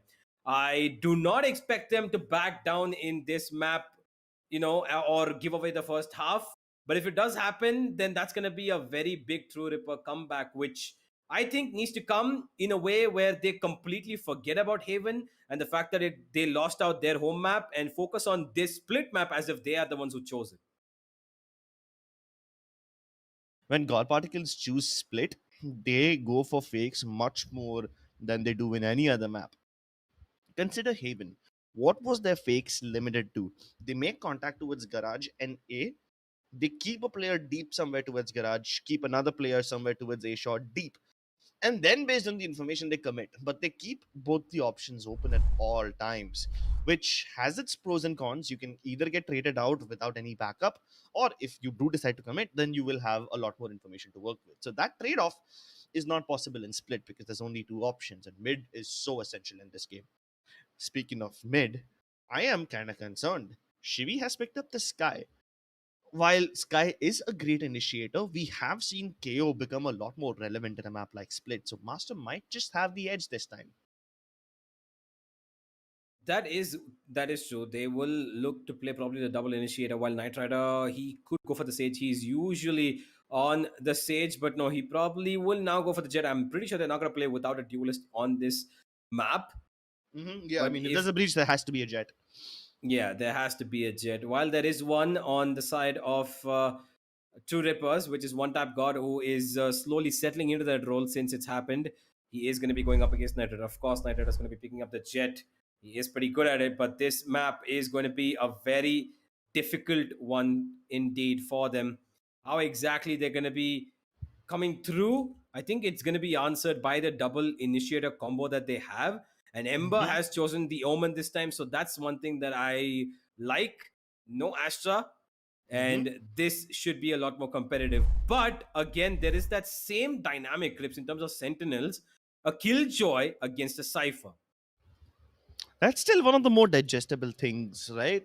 With the Cypher being a lot more versatile in terms of positioning, he can probably just put his utility in one part and then rotate without worrying about someone breaking it or someone walking past it when you don't have the range. So that's a little bit of freedom that Relic has, and I kind of like that. True Rippers need that kind of freedom all the time, whereas Logista, he's a very centered and a very grounded person. So the Killjoy kind of suits him more. Now that we are starting, let's see how it goes. One Tap God most probably will be going for the contact towards B right at the beginning, but Knight Rider has already reached the top of A Rams. Hold on, Paradox is not at all prepared for this. Luckily, Crosshair was there to trade him out, but that fake has been sold. There's more contact towards B, but the spike is all the way in T-spawn, and the members of God Particles are deep inside Nail as well. They have so many places in control, but One Tap God is able to get at least one of those places off the checklist. Now he's holding on all by himself. No backup available. He's getting triple peaked. So he has no more time written in his clock. But at least he bought enough time to let Master come through over here and still neutralize the man advantage for his team. Plant hasn't gone down yet, and given the way that God Particles are presently positioned, they might not even get to Plant, and his back gets revealed. Ember gets betrayed by his own smoke. Oh, wow. Okay. I mean, I never thought a turret could body block like that. Well, as much of a body block it was, Shivi just got killed because of his own teammates' ability. And that is an unfortunate circumstance to be in. But True Rippers, while they win the pistol, that's a good start for them. They need to try and keep up their pace in this map. And they have a good amount of informational basis to do it on. Master and Crosshair both are going to be the key points to try and win this map for them. And while the side of True Rippers do have that, if they give away a free kill in situations that's not required by One Tap God being a little too overly aggressive, that initiator combo could slowly but surely fall apart. Oh my god. Continue to explore the tiny gap, but look at this, Knight Rider has already snuck past.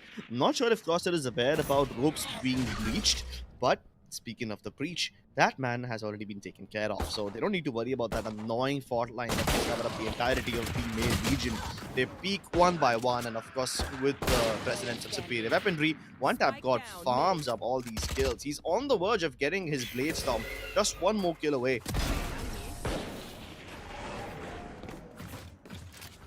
He does have no more life left, but he gets closer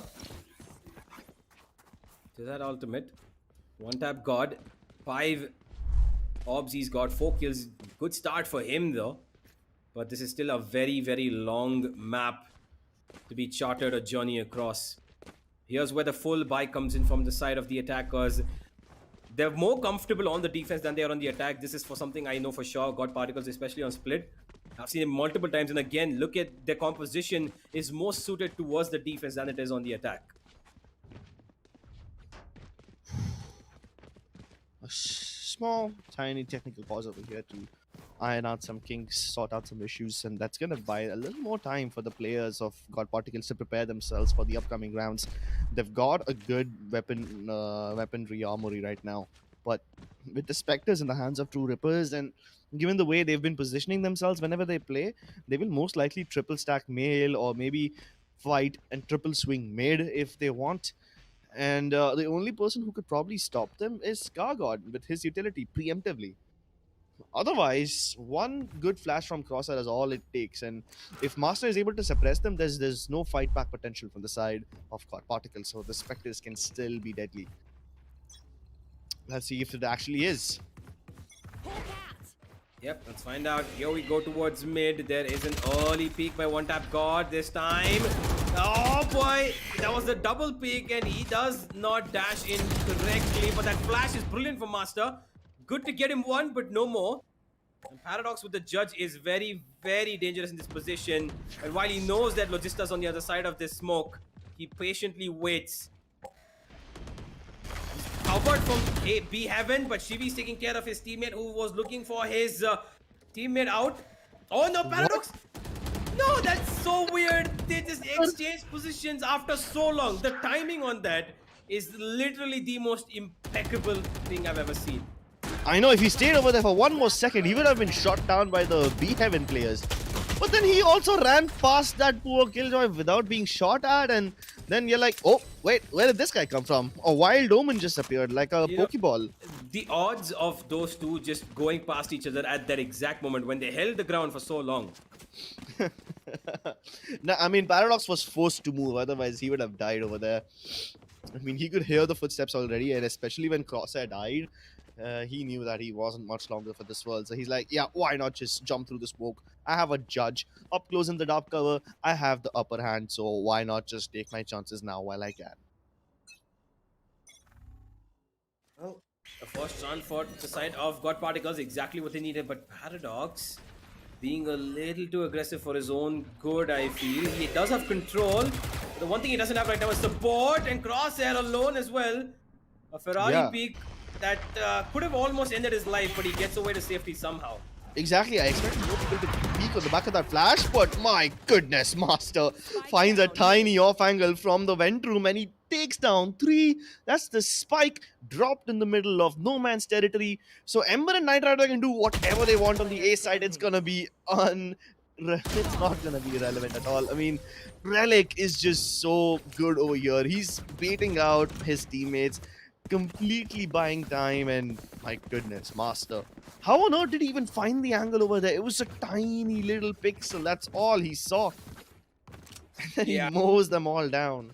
The smoke dissipated at a very unfortunate time. And as they were peeking towards B Heaven, Master got the opening, takes down 2, follows up with the 3rd as well because, of course, thanks to his teammate Shivi, he found completely vulnerable breach. Get out of my way! And now, here we go towards mid yet again. One tap God needs to be careful here. Knight Rider with the blades out is moving in closer and closer, and they now have given away wins. And there go the knives. They've not yet spotted out Knight Rider, but they know that he's around the corner right here itself. Paradox is taking on Logista towards B main, having been aggressive yet again. Yeah, and with that, the turrets are out, which means Paradox can start backstabbing already. He's moving towards the bottom of mid, and with that, he's going to come in contact with Scar God. But he disengages. He realizes that his teammates are getting in trouble towards the A side, so this will be the more important plan of action. But little do they know that Scar God is still towards the bottom of ramps. And with this, he can probably get a sneaky kill onto one-tap God and Master. It's all gonna boil down to this spike carrier, and they are trapped below Heaven. Scar God is the only person who can save them, and he needs to deliver. Otherwise, this round will fall apart, and it has. Shivi might as well just bid goodbye. Bid adieu, because Paradox will collect whatever is due.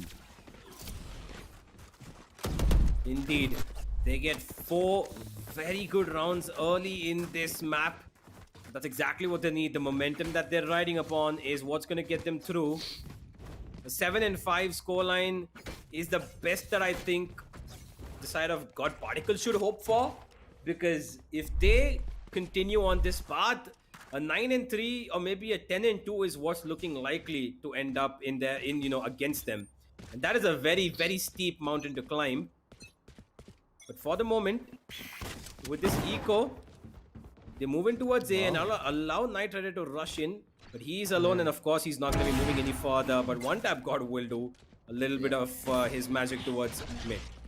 Yeah, and I love that. I mean, it required a flash from Ember to actually go in over there and set up that peak for Knight Rider. But he already got killed while he was in sewers. That kind of ruins their plans. And even after getting all that control, they have to relinquish it. That's just true. Rippers, the moment they lose control on ramps, they make up for it by pushing out of mid and getting that kill onto Ember. No smokes available now. They just have to play off of Scar God's utility. And that itself is not going to be enough. So even if he carpet bombs the entire B site with this thing, it's completely fine because there's only Paradox left over here and he can easily buy time. He has no backup, so he can just hope to do as much damage as possible. But when they triple peek him like that, nothing's going to happen. Seek is committed. One tap God trying to do all he can, but he doesn't need to go anywhere else. He can chase. he can sit down quietly, wait for his teammates to arrive later on, and then retake as a 30 team. seconds left. Hold on, forget about the retake. One tap god is showing us the circus tricks. Jumps down and he might have just gone for the knife. The actual melee one, not his blade storm. And True Rippers, they make a massive comeback after relinquishing the beast site and after giving away one phantom to True Ripper God Particles. These guys hit them back with fury that even hell hasn't seen. Well, the one condition that they had was to kill the B-side player. They did perfectly. But what gave away the round was Skargod trying to plant in the open. He had no cover from heaven, went and planted out in the open, got killed, and as soon as the spike went down, it was game over. Nobody could even get the spike down because immediately Crosshair came in with his, Tasmanian Devil, and that was basically it. They couldn't get the plant. And if they had the plant, maybe the round could have gone in a different way. Maybe. A lot of possibilities over here. I mean, if Ember didn't die right at the start, maybe this whole round could have been different. They never would have had to worry about backup from heaven. This time, he's well and alive, but he's yet to commit his smokes. He's put up one towards screens, but he has no cover towards ramps. So he's going to have to go into the site all by himself, and he commits from the shadows. He's alone on the air site now. Spike cannot travel. And Relic has his number. He knows exactly where the Omen is. Can he still play tricks with his mind? Now putting up a smoke towards heaven, but he's lost it. He's lost the screen smoke, lost his life. Oh, but this is the good fake. The lockdown on the B site. But it's a Will double True Rippers fake. buy it? It is still the fake. And one tap god. He's discovered this. He's only seen one player over here. This should indicate to True Rippers that they can hold on to the A side, but nope, not gonna happen. I mean, God Particles are all over the place. They have A side control, they have B side control, but the spike nowhere yet to be seen.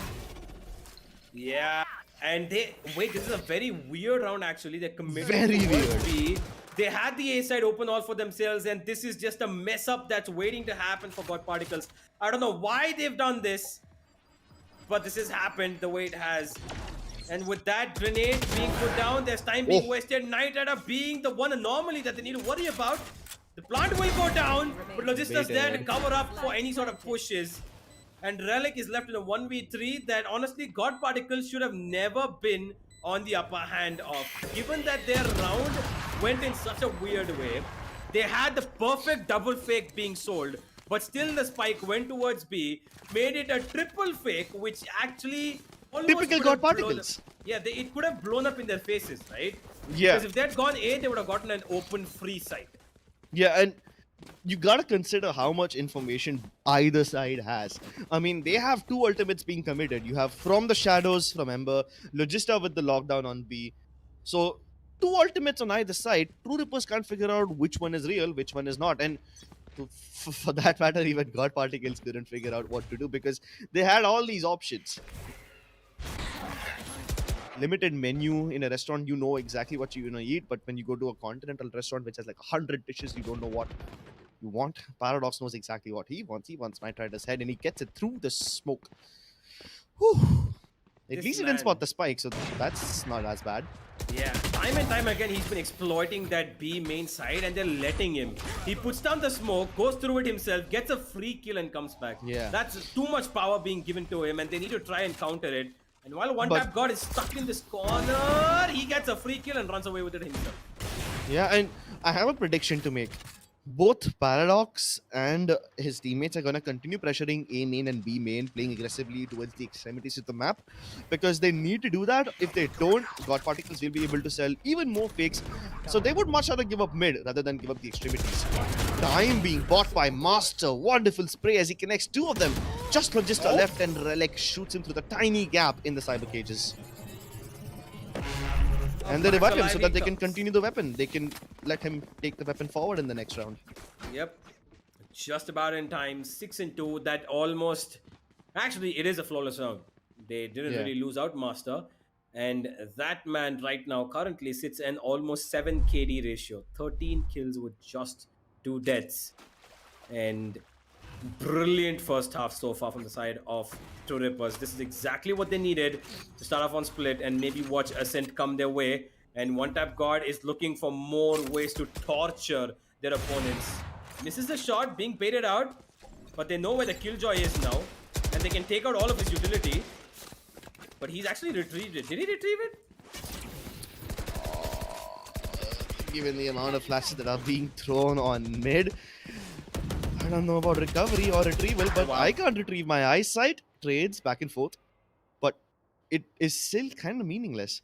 True Rippers know exactly what's happening, and because of that, they are gonna reposition their players to give up mid and focus more on the sites. Oh, he tried to climb that zip line silently, but he ended up giving away the sound cue. Not like Relic can hear it, but now he's going to be able to hear all these footsteps. Got the perfect elevation, and the Cyber Cage provides him the cover he needs. Still, perforation of bullets, bit too much for him to stay healthy. One tap guard also, only good for one, but look at this. Is he seriously pushing through that nanoswarm?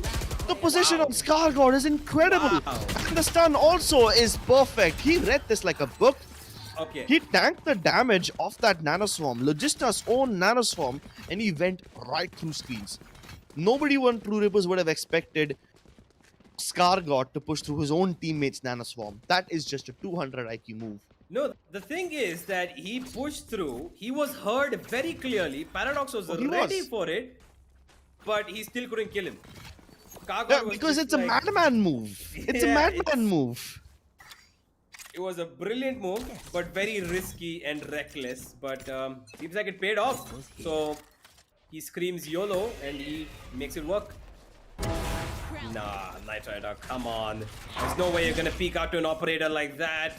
One tap God's been hitting his shots pretty well, and he gets another one on the back of it. And while Shivy has got the spike, it's still a 3v4 that favors the defenders. And Logista, as much as he's trying to sell a fake, maybe get some sort of value towards the B side, Ember's already given away his life, and Relic is just gonna hold down with his camera, waiting and hoping that Shivy walks through its vision and he gives out the information to his teammates. There is a flash that goes through, but that is a fake. And Shivy is trying to play with the minds of his opponents. But in a 4v2, what can you do, Crips? 4v2, what can you do? Definitely not give one tap God a chance to break through. But does he break the bones? He finds the timing and the spike. And there you go, the jig is up. Logista climbing onto that box. Thought he had the elevation, but one tap God's got the flicks. The mid turned into a graveyard whose gatekeeper was one tap God. I don't think graveyards need gatekeepers. They're scary enough places, nobody will venture in them. You never know. Unless you're a typical victim in a horror movie. Fair enough. I think right now the side of forgive me, Scar God, the side of God particles. I was just gonna say ghost particles. Talk about graveyards, and yeah, my mouse just moving around the vocabulary of graveyards. This is a scary movie for them that they currently are in. 7 and 3 being down. They need to secure this at least to an 8-4, if not worse, because things are only getting difficult for them, and this is their map pick as well. Their buy is very scattered across multiple variations. Forget about the buy. Forget about the buy. Paradox has already cleared out the B side. They know this is an A hit, and the stack for True Rippers is here. Well, as much of a stack comes in, Relic actually gets blinded. That was very far away from his usual place, but he still gets completely blinded, and there's one-on-one trades going back and forth, 4 versus 3.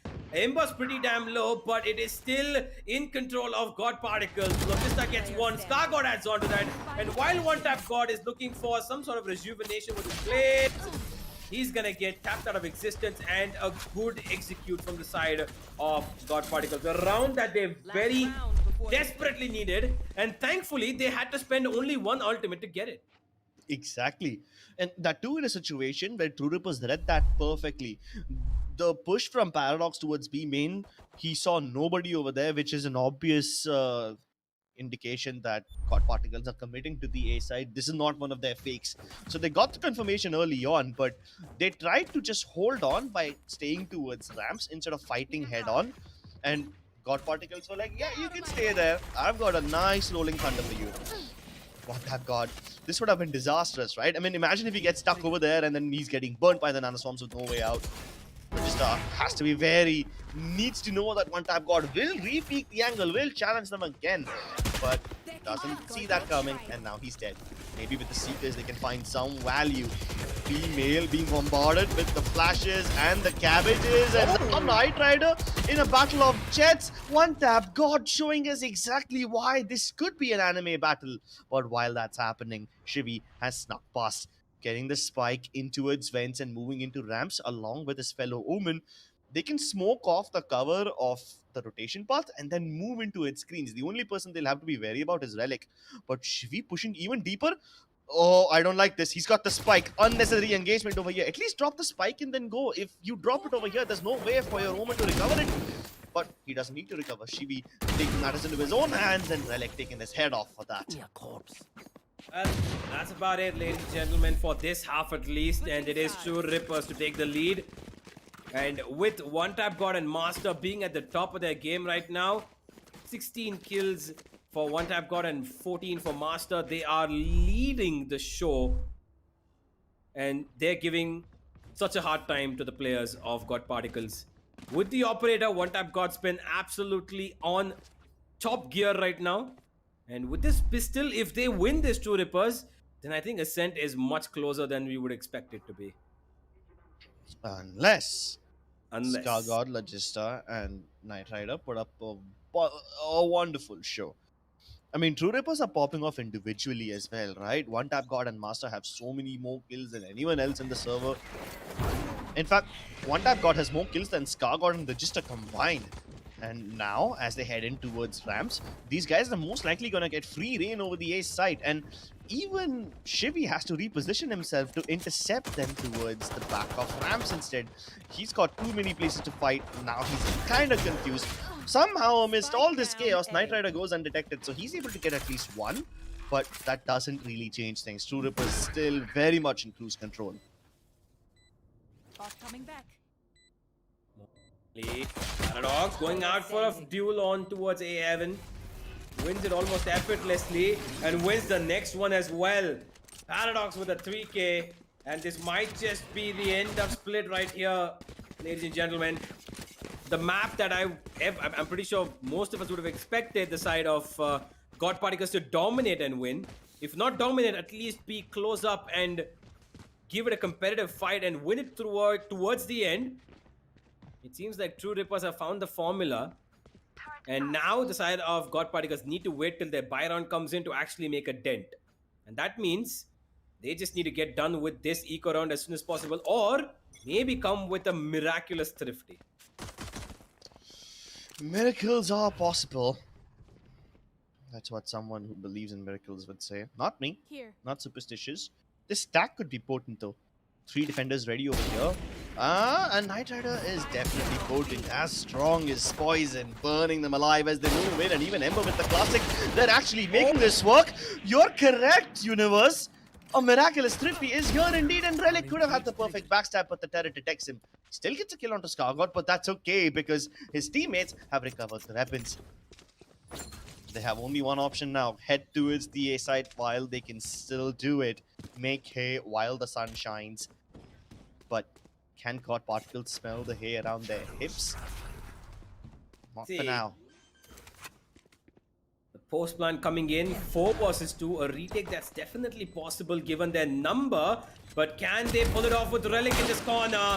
He's been tagged down, he's been taken out as well. A weapon retrieve, that's 2 to work with. We've actually got 3, forgive me. And now, Paradox, he needs to try and line a couple of them up. He will get all of them! They all pop out one after the other. And of course, he's gonna get it. That Spectre is a prey weapon that allows you to get as many as possible if it works on your best day. And clearly, you walking into his crosshair one after the other without even pre-firing, even though your first player has gone down, is not the best of choices. While that was expensive for the side of True Rippers, it was a round that God Particles should have won with ease in that 3v1, man. I mean, this could have very well been the start of a massive comeback. Yep. Oh, this is perfect, but Knight Rider can still see the paranoia. Not potent enough to blind Knight Rider, and One Tap God is dead. No follow-up as well. Shivi still tapping away, but he's gone unpunished. Backup has arrived. The defenders are stacking up over here, and maybe this could finally be the round where True Rippers fall victim to the stacks of these God Particles players. Will that finally be a round? bait and switch position coming in as Relic disengages, but little do they know that Crosshair is still over here. All he needs is a little push and maybe one person to not check, but ScarGod is diligent. They kind of had an idea that they could have crossed by. ScarGod did, I'm pretty sure, tag it out to his teammates that they could be up close. And Crosshair was dealt with ease. 1 versus 5, Master left all alone. Picked out by 2, killed by 1. And that is going to be 10 and 5. Halfway across the world they are. It's a heavy toll on their back. But how are they going to be dealing with it is the question in the rounds to come. Because now True Rippers have their full buy. And if the side of God Particles do not win this round, well, it's going to be another map that they're going to have to bear with. And that map is no easy game either. Ascent is a ground zero map for a reason. And both these teams are pretty good on it. But I would say that True Rippers will have the confidence advantage going into Ascent. And God Particles do not need that. It's recency bias, isn't it? The one who's winning more recently is the one who's got the edge. And Knight Rider, he doesn't just have the edge. He has raised the sharp edge with blinding aim. And one tap God hits even harder. This is perfect. True Rippers trading blow for blow, equalizing the situation, but ScarGod continues to spray while one tap God wide swings at the worst time, walking into his crosshair like that. Master has to go ahead and make things on his own, but alone, engaging over there along with no one else, while the spike is all the way down at the bottom of mid. This kind of seemed like a discombobulated attack from True Rippers. That's actually exactly what I was going to say. In mid, when One Tap God was taking this fight, Master was watching his back, that's for sure. I get that completely. But he can see that his teammate is taking a 1v2 fight, right? He could have just thrown in some sort of utility towards Wentz and taken that fight with his teammate and just gambled upon it. But he completely left him out in the open for the Sharks to come and take the bait. And that it was just a 1v2 at most of the times. You remember that triple kill that Master was able to get? They just didn't want the same to happen to them this time. Oh my god, poor guy. One tap God, he was like, what, 1 point away from his ultimate or something? And now he tried to grab that orb. That's probably why he went for that, but now he's got it regardless. Ember being in this position while his teammates are drawing the attention from the orb. Are you serious? Still dinks him. Wait, how is that not a kill is my question, but this is a beautiful kill. And while Paradox jumps and frolics across mid, it looks like this was a very, very chaotic round where I don't know how One Tap got, forgive me, how Knight Rider was not killed. I think the bullet just grazed the edge of that box towards B main. Yeah, and that's exactly why he was not going to be getting that kill. It clearly is, purpose to the cause that the operator bullet is obviously much more stronger than the sheriff bullet. Yeah, but consider that if he was actually able to kill him, then Paradox would have been in a 1v1. Much better odds for True Rippers than they have had in this entire 2v1 series. actually, not 1v1, because then One Tap God would have been dead, right? In that case, there's only one guy left. Yeah. If One Tap God died over there, that would have been a 1v1. Yeah. Well, you can see it. True Rippers are slowly letting their opponents creep to them. And this is a very difficult time where you need to decide how exactly you're going to, lay out the rest of your strategy. How are you going to approach this second half, given away these many rounds now? They still have a buffer. They have 3 rounds of a buffer, right? Not a very big buffer, Universe. Not very big, that is true. But all they need right now, Crips, is 1 round. They put 1 round on the board, they put the pressure right back on the side of God Particles. Yeah, but God Particles have enough money to keep themselves sustained for the next few rounds. You have 7,000 bucks available on Logista, who just purchased a weapon and reduced it to 5k. Still pretty good. They have enough money for at least 1 more round, even if they lose. But True Rippers can't say the same for that. They are investing everything they've got, right down to the pennies. Master about to face so many people at the same time, spots out only 2 people, so little do they know that there is a whole army on mid.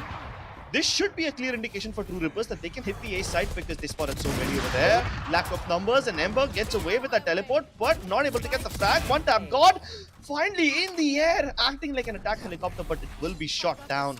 No anti-air missiles required over here. It's just the Phantom. Knight Rider already deep inside, and he is able to utilize that ramp position so well, reaching screens of all positions undetected. Yo, I got so scared when one tap, forgive me, Knight Rider missed that first knife.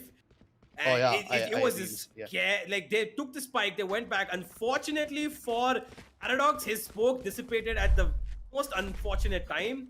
He could have crept in towards elbow, but, well, the Omen smokes are just about that many seconds alive.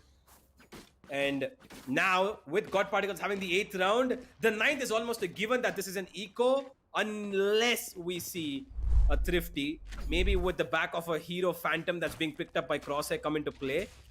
This is a desperate situation for True Rippers to be in. They tried brute force towards A, but because of that mid push and that one kill that went on towards Master, and that immediate rotation that Ember took to come towards the A heaven side, threw in the flash, stopped their push, and of course they had Logista right there to support his team. The A side was never even touched by their opponents. Oh, but True Rippers, they don't want to touch the A site now. Oh no. They're going in for an invasion. The war drums are rolling. You can probably hear the faint thumping of it in the background, and as it grows louder and louder, you can understand that True Rippers are well on their way inside. Paradox already inside sewers, ready to paranoia all the way up towards ramps. Riding light into the side. Wait, they're not going ramps? Then why is Paradox present over there? That kind of seemed a little weird. The smokes also haven't landed, and because of that, Master's already dead. Master had the null command, keep in mind. This could have been a round changer, because now there's nothing to deny the lockdown and the retake, which are the two most important abilities on the defensive side, and they don't even need to use them. They're getting all the kills. It's just an eco round, and finally Paradox able to get at least one frag at the very least, but it's all disjointed, and there's nothing you can do to deny the defuse. Maybe one kill? But the turret has already discovered its location, so yeah, really, what hope is there? Yeah, I mean, even if he smokes off that turret, there's no way he's going to be escaping Ember. Could not even go towards ramps to pick up the operator, so he had no fighting chance. And this all fell apart because of Paradox's miscommunication. I'm not sure what happened over there, because Paradox was in sewers, and the only reason an Omen stays over there is to throw the paranoia towards ramp. Yep. None of the attackers went towards ramp. Smokes never landed in time. That's how the players of God Particles were able to get picks as Two Rippers move into the side from the narrow choke point. I hope these mistakes don't happen in this round, because this is the most all-important round. Down to the last pennies, Two Rippers have invested everything they've got. After this, they'll be running on fumes. Meanwhile, the economic momentum of God Particles is just skyrocketing. They're snowballing out of control. Oh boy, Ember. He gets tagged, but he will run away thanks to having a second shouted step. Paradox will take out Knight Rider, being a little too aggressive with the operator out through that smoke is a very reckless choice to make. And here go out the Seekers to try and secure this round. Logista's been smoked. He's got an ultimate, and that's exactly why he's playing this safe. He throws it down towards his own spawn region. And here Shivi pushing out, gets a good kill. Relic to trade it off. A lot of trade kills coming through. And the lockdown has been taken care of. Logista could have maybe waited a couple more seconds. But this is a 4v2 that True Rippers have forced their way into, thankfully. Make that a 3v2. Scargott says he's got stuff to say here. And he does have a Rolling Thunder with a loud roar to make a statement. Will he use it though? This could be a 2v2 if they can get these kills. Relic is far away from the action, so he's kinda irrelevant in this fight. He's not even holding any aggressive angles, and Corsair is already dead. Now poor Master isolated, but both of them are flashed. Master still comes out on top. Relic now making his way inside. He needs to hurry, and he doesn't even need to show up. Master good all by himself. 11-9. True Rippers win the most important round. If they had lost this one, not only would the scores be equalized, but True Rippers would have been broke, and God Particles would have had nearly infinite money to last them the entire game and probably even retake the lead. This thing will at least keep it competitive. Yep. This will keep it a little bit competitive, and also this will allow True Rippers to take a small breather, because that's what they kind of needed the most. They needed a little space to, you know, they were getting crowded. Oh! No way! One tap god actually got saved by the blinding light. Yeah, he got saved by it. And he would have died. He doesn't even have the dash because the null command was activated. And it's And useless now. yeah, it's kind of useless now. But Paradox already deep inside enemy lines. Very risky because the Seeker has detected where he is. The best that he can do was They hold know. off the rotations while his teammates hurry towards the B side, but he doesn't have a lot of time left. Paradox is just trying to buy time for himself, just trying to delay the rotation. Meanwhile, the other Omen, Ember, on the site, is just trying to stay alive towards back of site. Paradox now Oh, wow. finally dealt with, but that's okay. Ember is making things good. 2v2 and Master and Crosshair starting to hit their shots as well. Knight Rider forced back towards Pillar and Shivy is blind as a bat still hits the shot. How is this possible? Some of these rounds, Universe, they make you so nervous. Match I don't know who's more nervous at this point. Is it us, the people watching, or is it the players themselves? Because of the way that they are playing, and these rounds are just going absolutely haywire. That Anxiety could have Pro been, Max. yeah. This is just that was actually God Particles round. They had exactly known where Paradox's position was. They had him in their grasp. They took control of him. But thanks to the sheer aggression on the B main side to try and force things through and save Paradox, it actually gave them those trade kills that they needed. They found kills through the smoke, and it was just smooth sailing after that. I don't know what's your definition of smooth sailing, but rough seas are something that I don't like. Paradox likes rough frags, trading with his teammates, getting control of Mail, but the smoke has dissipated, so he's safe. He's already made its way towards B Heaven. Ember doesn't get flashed. Knows there's at least one in B main and many more in B Heaven, but he continues to hold his ground. Good for one, but Knight Rider has missed his shot. Another one, and Paradox finally delivering what he needed.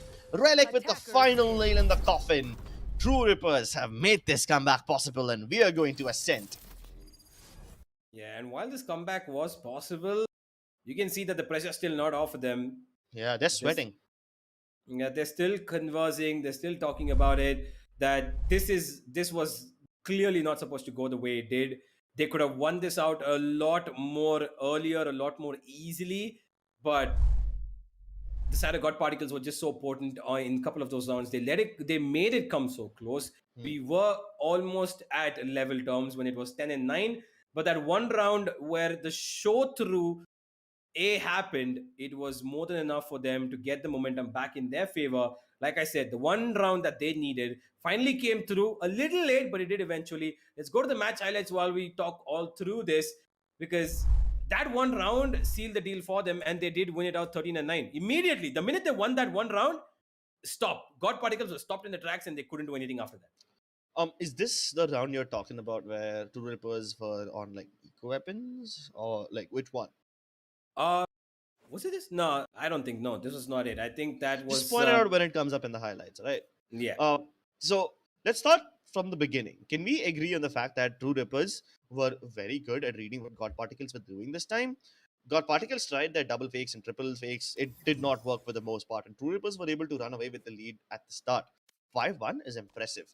Later on, God Particles, instead of going for the double triple fakes, they tried to take mid control first, and then somehow hope that that presence on mid vents will keep True Rippers a little preoccupied. It will buy them some time when it comes to rotations, and hoping to delay the rotations from True Rippers is what got God Particles whatever rounds they were able to get in the first half, which wasn't a lot. It was just 4.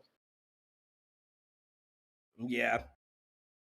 Now, eventually, the one thing that God Particles need to consider going into Ascent is how can they deal with True Rippers not snowballing off of the first couple of rounds, which they did in this map.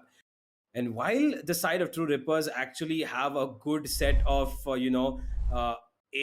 players who actually not just rely on, their aim, this time there was a lot more utility usage as well.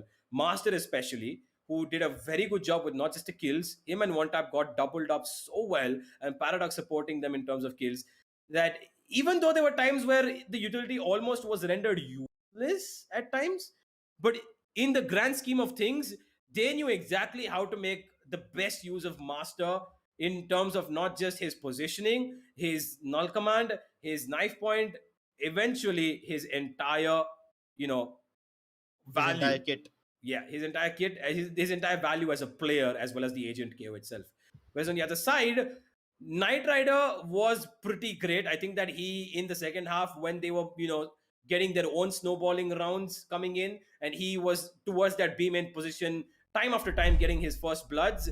Eventually, they came a stop to that because nobody went to challenge him. They knew that it's pointless at that stage, and they took care of it. Went towards the A side, found their first round to Rippers, and of course, ended the game on the back of it.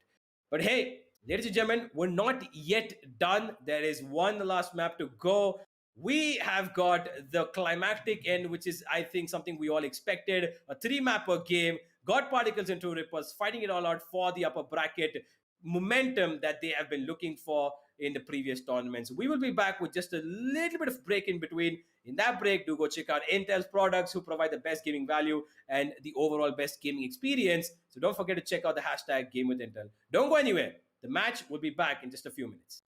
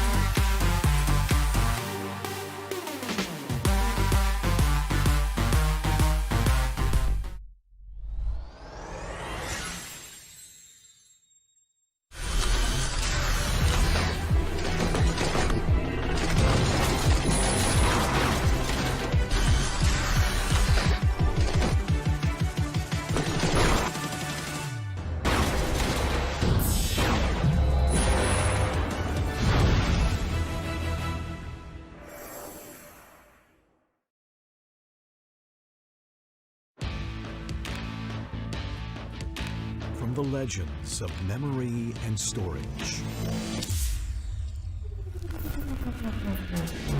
Crucial brings you the ultimate performance in gaming. Legendary products. Precision engineered. For speed and stability. Crucial ballistics.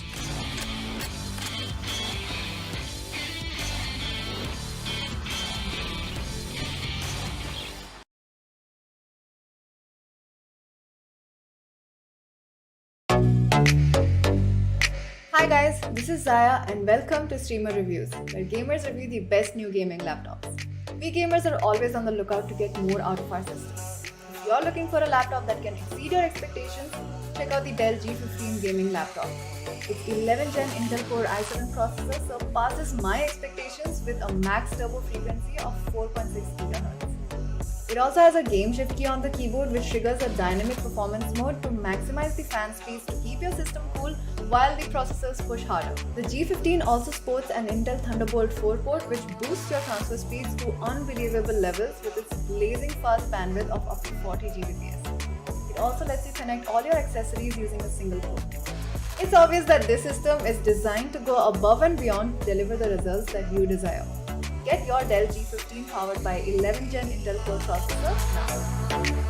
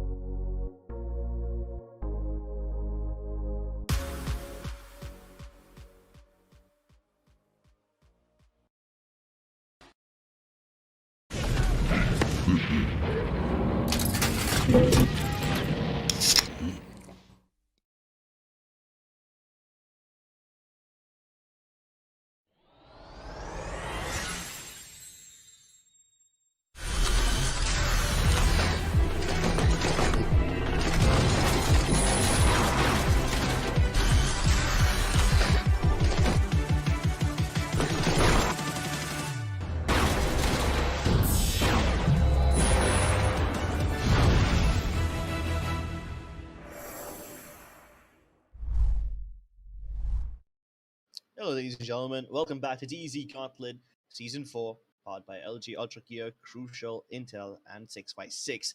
Intel provides the best gaming value by providing the best overall gaming experience. And you guys should check them out in the description. And also check out the hashtag Game with Intel. Go show them some love because they make this tournament possible. But who makes the third map possible? It is none other than True Rippers and God Particles winning each other's map pick.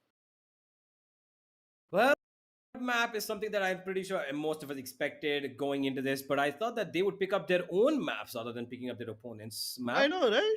Yeah, it eventually had to come around some way or the other, but now that we are going into Ascent, ladies and gentlemen, the one thing that we can expect is unpredictability, because now I actually have no clue who's going to win this. Both these teams are relatively not that fond of Ascent, I would say. They have other maps that they would love to go to, but I think that True Rippers have a little bit more of a say in terms of getting Ascent in their map pool. I They have picked it a couple of times, very few, I would say, but yeah, go on, Crips, you were saying? Oh no, I was just gonna disagree with you saying that True Rippers have the upper hand or whatever. I think it's neutral. I think there's literally zero advantage for any team in this one. Let's just head into the agent selection and see what we get on our hands. And a chamber right off the bat in the hands of Relic of all people. Okay, and Cross has taken over the Omen role. Paradox taken over the KO role. What kind of a shuffling is this? Well, we've got a lot of shuffles, and while Scargod has actually gone for Astra, which I am very On concerned Ascent? about. Honestly, exactly. I'm really concerned about this. I think that could be a little bit of a problem for them. And Crosshair playing that Omen is something that I don't think is a little bit of is not a surprise. I think he's okay, with that role. Yeah, it's not that big of a deal. I mean, in Ascent, there's not much that the Omen can do in terms of tactical outplay or like teleport anyway. This is the worst map for an Omen to play in terms of just teleports. His smokes still pretty damn good. One way is amazing.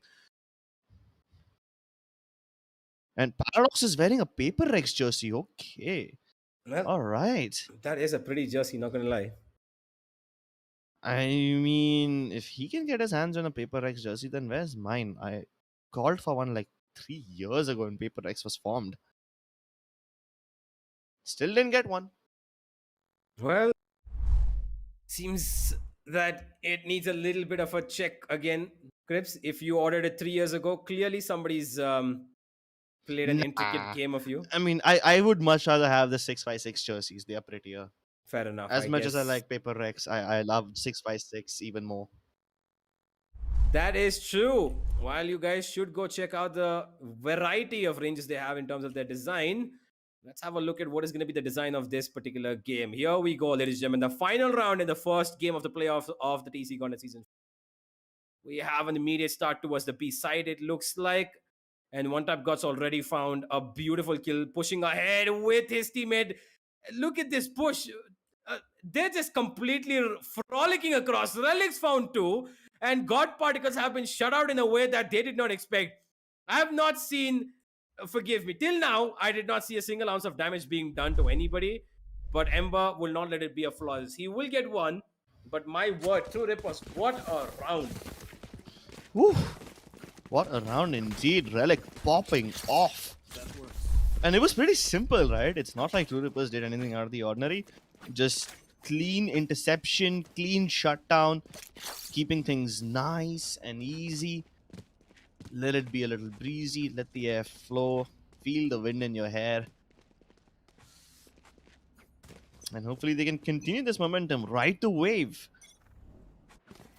See, they are gonna go. Oh, that knife gives away a lot. They have A been lot. detected. Everybody's towards B main, and now they're like, oh man, doesn't matter. Let's just go in for this. It's an eco round anyway. Just get it over with. Like ripping off a band-aid. Okay. Oh my god. See, Crosshair. there's no band-aid that can cover that kind of an emotional wound. Yeah, I mean, Skargot just literally quite walked into his crosshair. And while Relic's got a third with his headhunter, looking for more. Oh. He's shifting between targets rather than sticking to one. Kind of gives him away. That's okay. It's only the one kill. And they've got another beautiful round through Rippers. They're right off the bat, they're aggressive as much as they can be. And well, it's worked out for them. They're back to their old self, it seems. They don't care about what God Particles are going to do. And for at least for now, True Rippers are looking good to go in their element.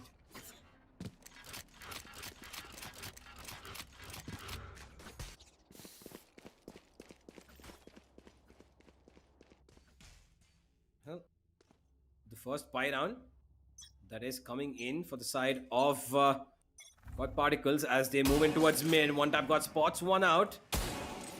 All Still- Nighter needed was information, and he gets it. He saw the Sova, the Jet, spot them both out over there, but that doesn't really accomplish anything. Now Paradox, this is a big accomplishment. He's got a kill towards B, spots nobody over there. This is a confirmed A hit and Crosshair goes undetected even through all that Sova utility, dealing so much damage and One Tap got collating them. That should have been on the highlight reel, but Knight Rider, how do you recover from this? He's already lost most of his HP. The spike is all the way back towards the start of A main and Paradox won't even let him recover that. He can't get the dart out of his body like one of those Cypher cams. That is a clean round. True Rippers continuing the momentum, picking up the weapons, and all of this because Crosshair held his ground.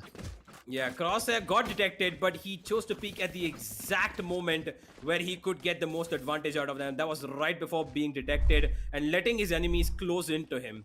Because he knew he had the Spectre and he could have done the most damage in a close range fight. And of course he did. He damaged one of them, killed one as well.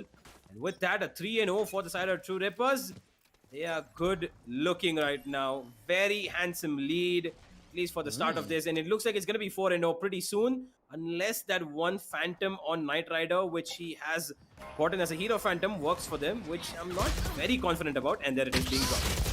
Instant death. They don't even let them recover the Phantom. Everyone's just swinging them. Ember, though, swinging his crosshair, connecting to their heads, and Master is trapped, about to get double peak. Can he transfer? No, he cannot.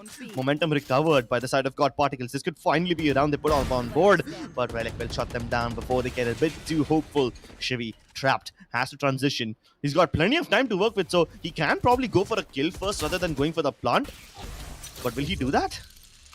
True Rippers are not ready to fight him. They know for a fact that Shivi will want to aggress first, and that's exactly while they will hope to double swing him. And they discover all his tactics. They knew exactly what Shivi was going for.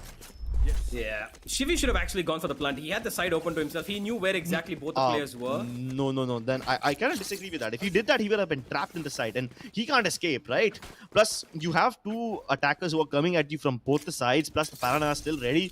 He would have been a dead man the moment he tapped that spike. So it was right on, I believe it was right on his part to go for the kill first and hopefully thin the numbers down rather than go for the plant instantly. I mean, he had a whole minute to work with, so yeah, he can take his sweet time.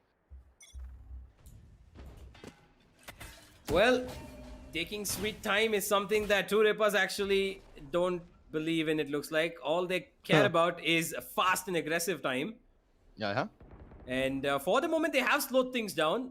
While the spike is lingering towards A, the side of God Particles have this proclivity of trying to, we all know, making the double, triple, quadruple fix. But we haven't seen them do it in the first 4 rounds and now the 5th round as well, where they're actually committing everybody to the same place. And now on the back of that ultimate of Ember, they're hoping to get whatever they can. Crosshair actually goes straight for the kill onto the KO rather than getting somebody who's close to him, and that gives away an almost free kill. True Rippers now on the back line, 4 versus 5. The Cosmic Divide buys a little space for Knight Rider so he can hold these cheeky angles and get away with murder in cold blood. Finally, God Particles responding in kind, but time is available for True Rippers. They just don't have the men. This suppression will detect that there's only one person. Oh no, wait, detect all 3? I didn't know the radius was that big, but they don't know whether they're under hell or whether they're towards generators. They don't know what crossfires they're holding, so it doesn't really accomplish all that much. And Knight Rider is still potent. Paradox and one tap got hitting the shots for now, but he's gonna have to concede this. Much rather have to hold the op than take the L. He has to save that operator. He knows that it's going to be more useful in the round to come. It's okay if they've given away even one. And Skargod actually drops with the spike. That is unfortunate. Just a couple of meters away from getting to safety. And that's going to force him to buy up maybe a half armor gun. Or one of his teammates can drop him. But one of them, and that namely being Shivy, has been reduced to a Spectre. I mean, it doesn't really matter what weapons they have anyway, right? True Rippers still have their guns. Yeah. So they'll still have the weaponry advantage nonetheless. Yeah, they do. That is true. But it's still not out of the question that God Particles are going to be able to respond. And another aggressive push, it seems, that was going to come through, but they're actually being pushed back thanks to the utility being thrown in by their opponents. Master and Paradox double up. And with that, they're immediately discouraged. Here comes One Tap God. What a beautiful execute. One enemy remaining. How is One Tap God allowed to, run in so quickly towards mid? Finds such easy frags, knowing that his teammates, as soon as they shut down B main, there's going to be an immediate retreat. 2 easy kills for him, holding down that operator, and an easy round as well. 5-1. Incredible. Just simply incredible. They knew that God Particles had some weaponry. They didn't know exactly what kind of money they had. They don't know whether or not they will save up for an op or not. But they take the risk nonetheless. And with One Tap God still wielding that op, things are not at all easy. Paradox getting away with murder again. Cold blood, so many discovered. With both the initiators playing on the B side, I'm kind of concerned about the lack of information on A, but it doesn't matter because those guys on Universe have already swung towards B-Link, and now God Particles are about to get sandwiched unless Knight Rider with brute force can liberate the one opening towards B main. Nah, not gonna happen. They get crunched so hard. Yeah, Paradox is just a madman right now. He's not afraid of any fight, whether they have pistols or weapons. He's just running through anything and everything and relying on his brute force and his utility to pull out rounds. And while Knight Rider might have gotten that trade, Master was just as aggressive because he knew that he has backup coming in from the B main side. And they completely pinched him. And they just become a good old chicken and ham sandwich that I'm pretty sure True Rippers are enjoying right now, being Look, 6-1 up. I know you're hungry, but please. Hey, I just named a sandwich. I mean, not the worst of things that I've seen. It's dinner time. Nearly. Either way, these guys are the ones who are hungry for frags. Paradox has been detected by the turret already, but does that stop him? Nope. The suppression doesn't detect anyone else, so this could be an indication that there's no player over here, but one Tap God still peeking out all the way over there and getting the kill on Knight Rider. Bro, that's just not cool. How can you hold such a narrow angle and still get away with the op shot? Scar God's presence will be detected, but he's alone over here. Paradox has backup from Master. Could have died rather on that flash toss. Yeah, he could have. But Skargod was actually looking towards the boat switch side, and Paradox was up close towards his left. Small little angle differential, but still works for them. 5 versus 3, and Relic, even though he was not ready for that duel, Ember could not connect his shot, and that's gonna mean almost certain doom for this round. Yet again, God Particles on the back end. Master knows where both these players are. Spots one, takes him down. No, it's gonna be one tap God actually, but he does provide a dink in. And while one tap God wants his final kill, Shivi's being cornered, Shivi's being destroyed. And there is one thing I do want to point out, Crips, that so far, even though the side of True Rippers have had a pretty great half in, credit to them where it's due, I have actually not seen any value come out of Skargod's Astra yet. Oh, forget Astra. I haven't even seen any utility come out of Shivi or Ember. I mean, they are the initiators over here. If there's one person who can stop a push very early on, it is Ember and yeah. his knife. His 0 point should be able to discourage one tap God from peeking because no dash available should, kind of discourage Paradox. Okay. When this kind of stuff happens, he's suppressed.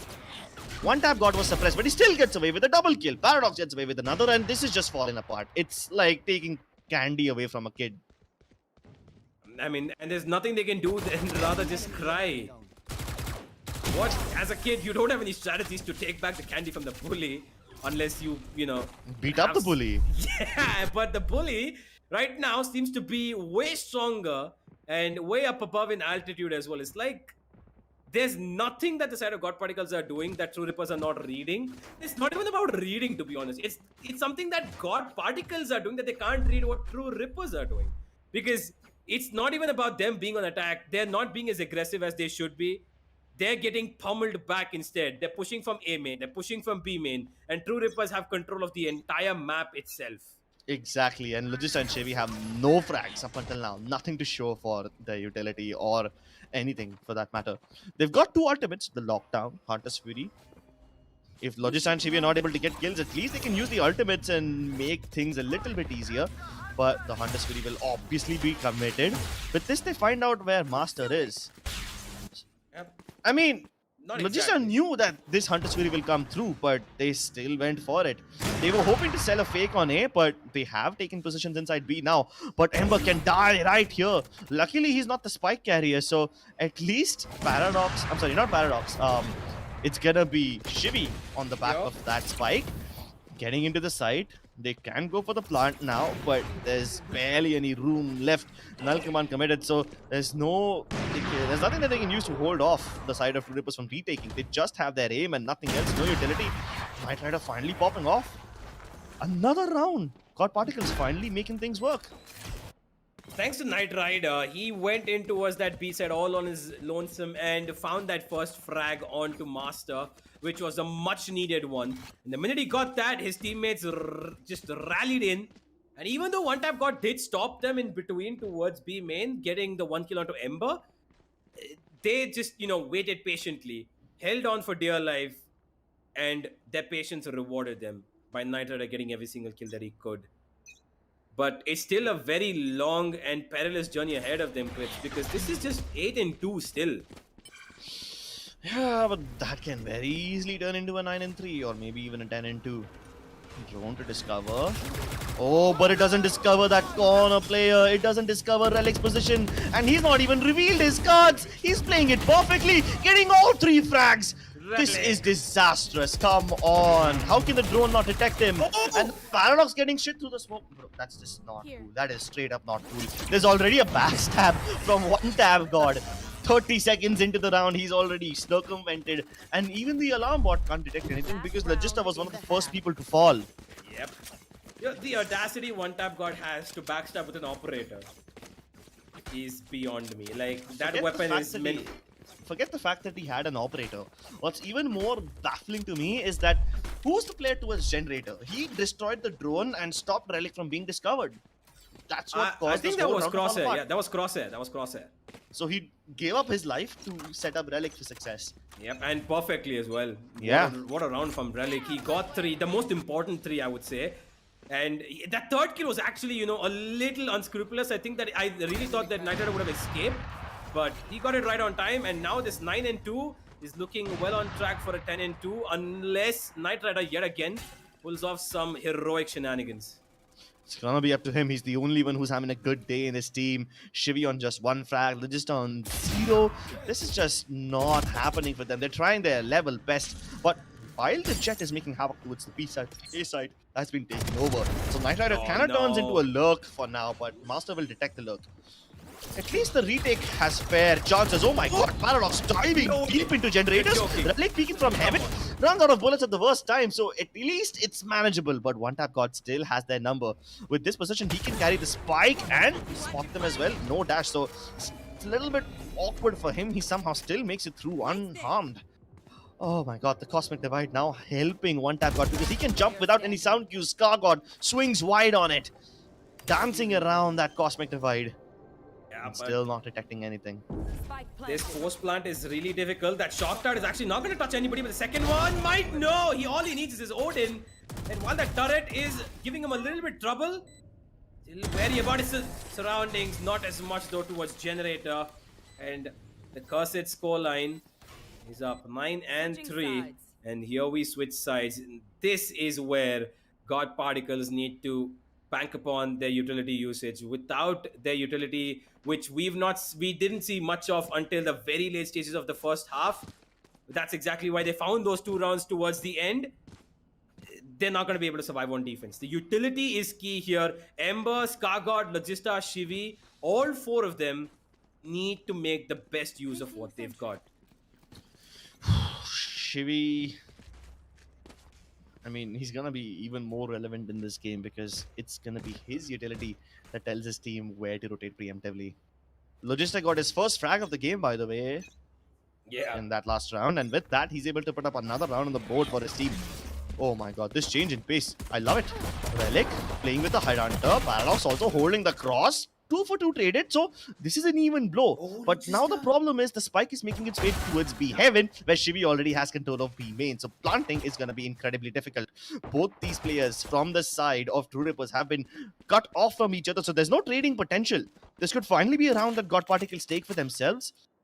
But can Master pull off something off his own accord? Crosshair finding the duel against Shivy, wins that, and with that the plant is possible. No backup, but at least he's got a smoke, so with him knowing both of them coming in from B main, he can isolate them. 2v1. He's got a difficult situation. They almost line up for him. But unfortunately, all he has is a pistol that can tap 1 bullet at a time. And with that, a good and necessary pistol round for the side of God Particles. Something to bank upon, something to rely upon.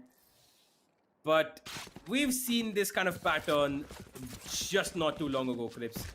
While the side of True Rippers are, in a comfortable spot, having a lot of rounds on their back, it came down very close the previous time. 10 and 9 was where they actually picked up and they won the map of Split. If they allow that to happen here again, that is a huge problem because now their opponents are actually on defense. Spectres all over the place for Particles. Could finally be a round that goes in the favor another time. Ember's doing the best he can to hold them back, so that backup can arrive, and it has arrived. 3 stack on the base side. Spike diving deep into Generator, and in a second! Wow, okay. I didn't even see what the hell happened in that round. Nobody saw what happened. Scargot didn't see what happened. He got 4 frags through the smoke. Well, timed that to perfection, held his ground. Well done. Not much to say about that round, but here's where the real game begins. 5 Spectres against 5 Assault Rifles.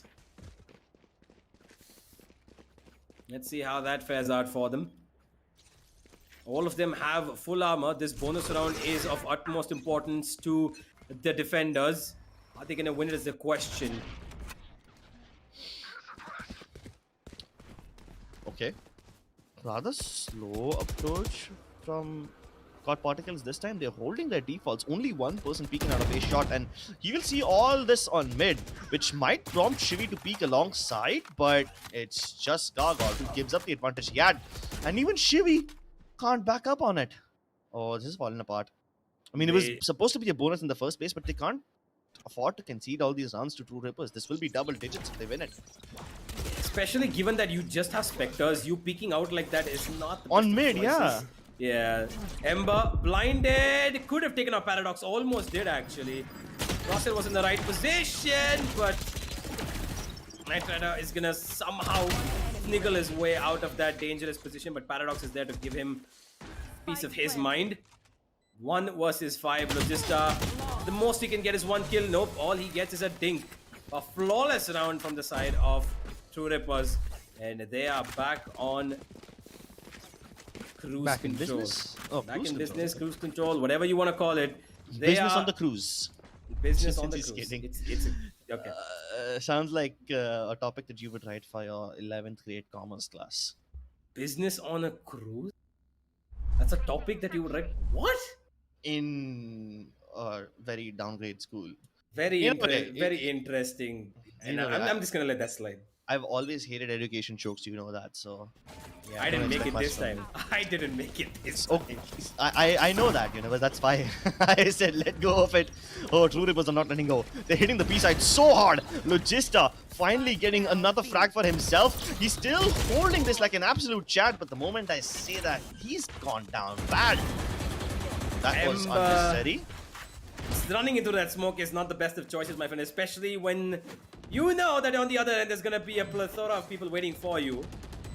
He could have probably flashed in at a particular time, but no. That's led into this 2v4, which Master is gonna play as safely as he can towards the back of side. And while Knight Rider is having an operator, the best choice is to save, not to retake. This weapon is not meant for that scenario. And with that is round number 11, and the hopes of God Particles slowly drowning in the ocean. Or rather like a little puddle of tears, if not the ocean. Oh, the timing. Knight Rider could have at least gotten like an exit frag or something, deal some economic damage. He'll get another chance when he gets Crosshair in the head. So yeah, things still going in favor of True Rippers, even though the weapons might not go through in the next round. But that's okay, right? True Rippers can afford weapons. Yeah, God they most Particles certainly cannot. can. Yeah. They can afford semi buy. I don't know if they're gonna choose to buy around They this could. operator and Vandal. If you already have an operator and a Vandal, might as well buy the Spectres to supplement that firepower. Yeah, but that is a huge economical hell to be in because the 2 players who It's actually a gamble, yeah. Yeah, if they buy in for their teammates, maybe then because they already have weapons and next round the opposing teammates can drop back. But it's a very big gamble and they're in a very sticky situation right now. And they're contemplating over this, and it looks like they're actually going to go in for this force buy. At least the one thing that I have seen is Scargod has bought in. And Yeah, they're going in for this. Logista with just a sheriff. They've got only one ultimate to play here with. Even if they get the ultimate op for Logista, he still needs to find one kill or run away to the other side of the map to get another, and then maybe play on the lockdown, because I think that's literally the only condition that they can afford in this round to make it an actual win. Otherwise, this is match point for True Rippers, and this is their round to lose.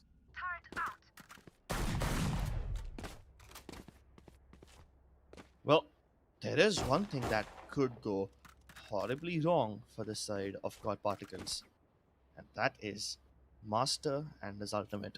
2 points away from the Hunter's Fury. Crosshair is 1 point away from the Shadows.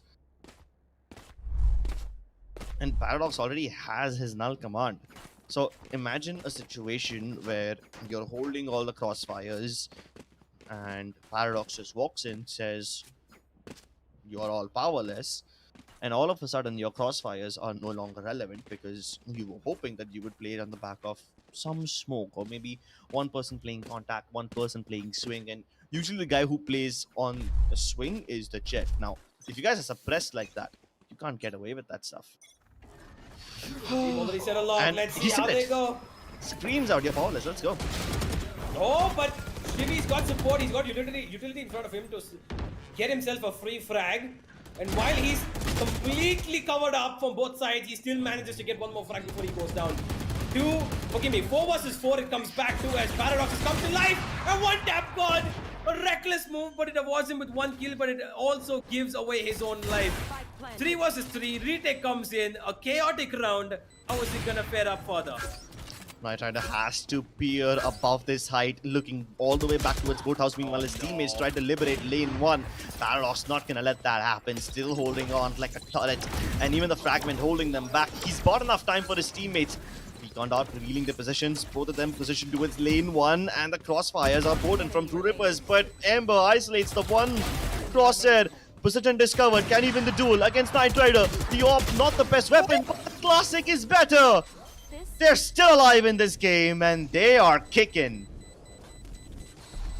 Well, that was an awkward exchange of bullets on either side.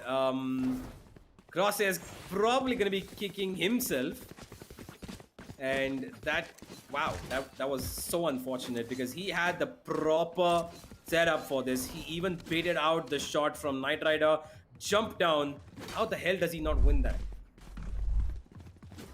Phantom, well, as good as it is, sometimes it can be very unpredictable to blow up in your own face. One tap guard on just the Blade Storm and the Frenzy. Oh my god, he got plucked out of the sky. Knight Rider is hunting down birds today. Took only a little bit of damage in return, but at least he's cleared the way for his teammates to move in towards jungle.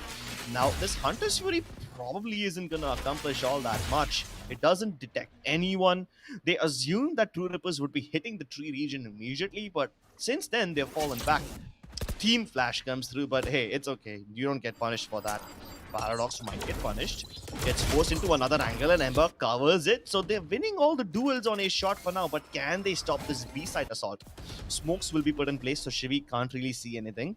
Although, Logista, he can probably accomplish something. He's not being smoked off. They make their way through towards lane 1, fighting all the way inside, and the spike is traversed. They can go for the plant right now. Only Relic is outside, and he teleports all the way back to safety. Oh, the moment he does that, Scargod embraces him.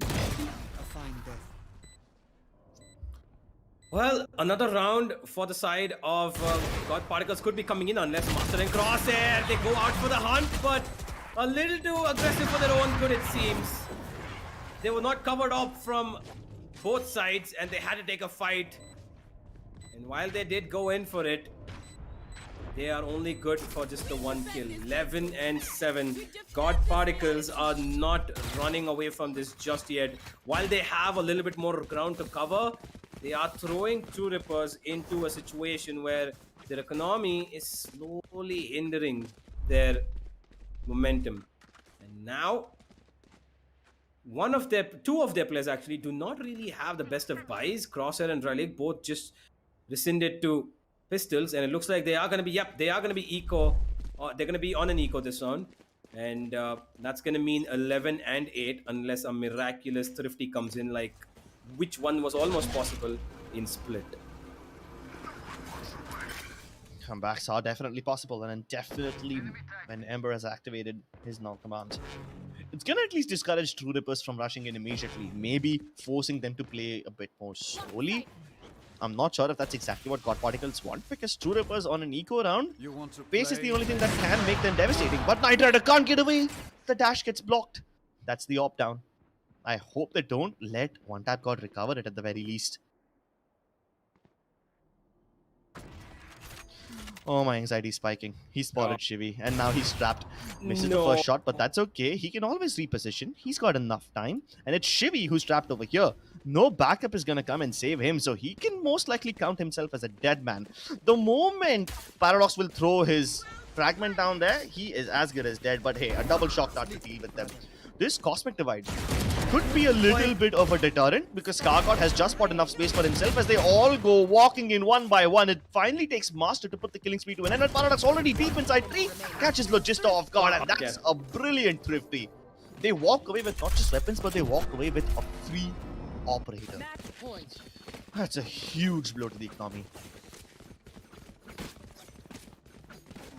Well, I told you a miraculous thrifty could come into place, but I didn't know it would be that miraculous. yeah, it was something that True Rippers, God Particles did not expect. But hey, here we are, and with the last bit of scrupulous buy that they've got, they're hoping to try and make this into an overtime match here, ladies and gentlemen. It's now or nothing, and Knight Rider wants to make it now, but One Tap God says no, you get nothing. And with that kill, it could be the first nail in the coffin. That is called God Particles. Logista walks out of the smoke, spots out one, spots out two, gets one at the bare minimum, goes back into his smoke. He's trying to play with the shadows, but his teammate on the back of side is not going to be able to do anything. Shivi will get one kill, but after he's gone to the afterworld. 2 versus 3, this is it. From the shadows towards the light, God Particles need to fight, but One Tap God bids him goodnight, and Ember has already clocked out. Oh my god, there's a myriad of utility heading towards him. The paranoia, the Hunter's Fury, everything. Throw everything but the kitchen sink at him and drown him in a pool of tears. True Rippers take this game. This has been an amazing comeback, and while Paradox does flaunt his Paper Rex jersey, might somebody remind him that he's actually playing for True Rippers? I mean, I thought you would probably appreciate the background of Relic more, you know, with all the Marvel paraphernalia on top over I did there. not notice that. Forgive me. How did you not notice that? And at the same Because time, I was watching the game, Crips. okay. Master had like DC paraphernalia, Relic had Marvel paraphernalia. So everyone believes in superheroes, but we all know the true hero in this game was One Tap God. Yeah, that is true. One Tap God did completely give his team an amazing advantage. Overall, he had control of the game. The man was at 21 kills, Paradox was at 20. Both of them were just, bouncing off each other. And while at many times they were on different sites, without even being the proper anchors, because the KO was constantly rotating, Paradox, One Tap God, of course, with his operator was rotating.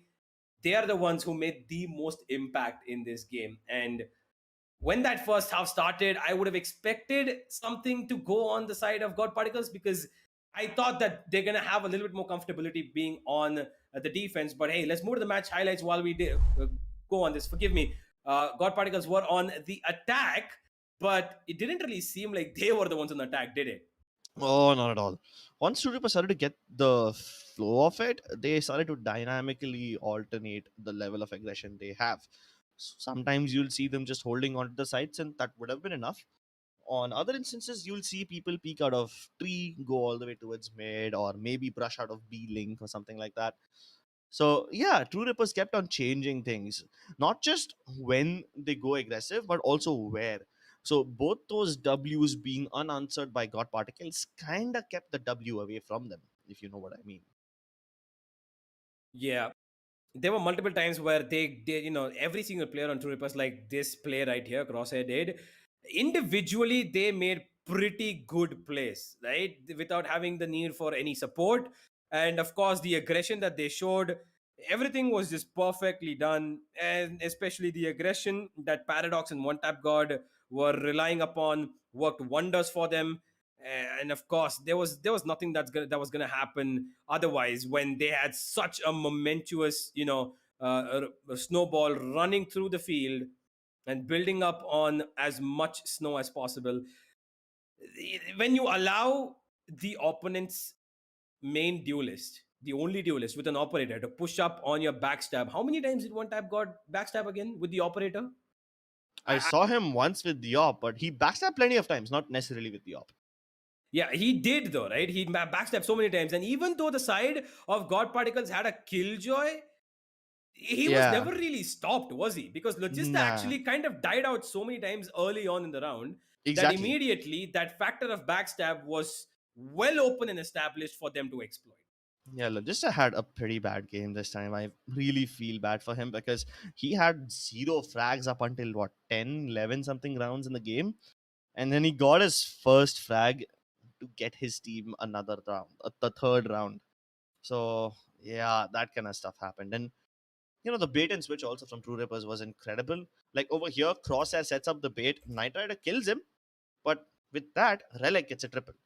So True Rippers always had the numbers advantage, whether it comes by a bait, whether it comes by trading, or sometimes by just straight up brute force aggression. Yeah. They want to have their cake and they will have it. Well, they had it pretty happily as well. Once God Particles did get a little bit of, a rift to work with, it was this round which completely baffled me, man. Crosshair perfectly baits out the shot from Knight Rider, a classic against a Phantom. How many times would you expect the classic to win? If it's in the hands of True Rippers, I wouldn't really have an answer. Either way, you take a look at the second half and you'll also start to notice how God Particles got momentum only because True Rippers were going for the one dimensional pushes. But the moment there was a little bit of dynamism added to it, it fell apart. This miraculous thrifty that you spoke of. You first recover the operator, kill Shibi with the shock darts, and Skargot tries to make good on it by that weirdly placed cosmic divide, but you use that against him. And while all of that is happening, Paradox has already snuck into tree. Why? Because you can't hear his footsteps. The Yep. cosmic divide acts against you. Yeah, and eventually there came a point where the side of True Rippers exploited their aggression, went in towards B, and of course there was nothing that Ember could do at that point except Hmm. for die. And One Tap God, deservedly the MVP of this match, followed up by Paradox with 15, Master with 14, Relic Oh with no. Ramaster with 15, Relic with 14, and Crosshair with 9. I'm It was brilliant, the team effort. Yeah, even though True Rippers won, I'm a little bit sad, Universe.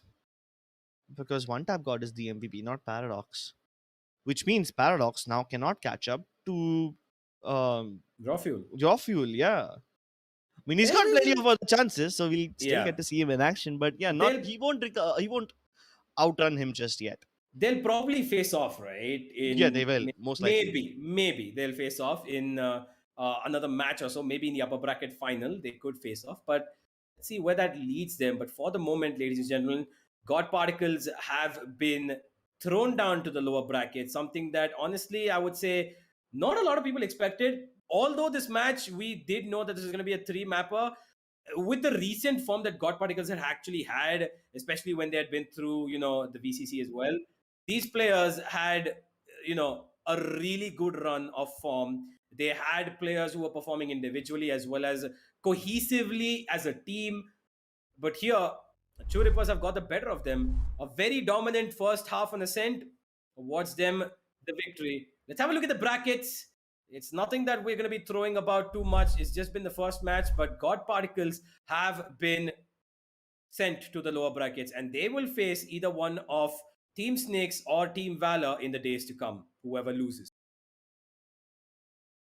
And if they win against that one as well, they might face Enigma Gaming, but there's a lot of time left for that.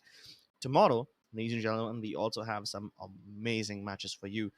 We are done for the day. True Rippers are able to take the win and they advance further into the next stage of the tournament. And that is it from our side today, ladies and gentlemen. Thank you so much for tuning in. But make sure that you subscribe to the channel and hit the bell icon because we have a lot of Valorant action in store for you.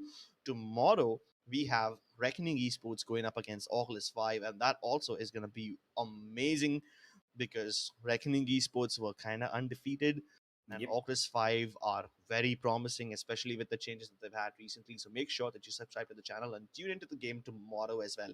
Same time, same place at 7 p.m.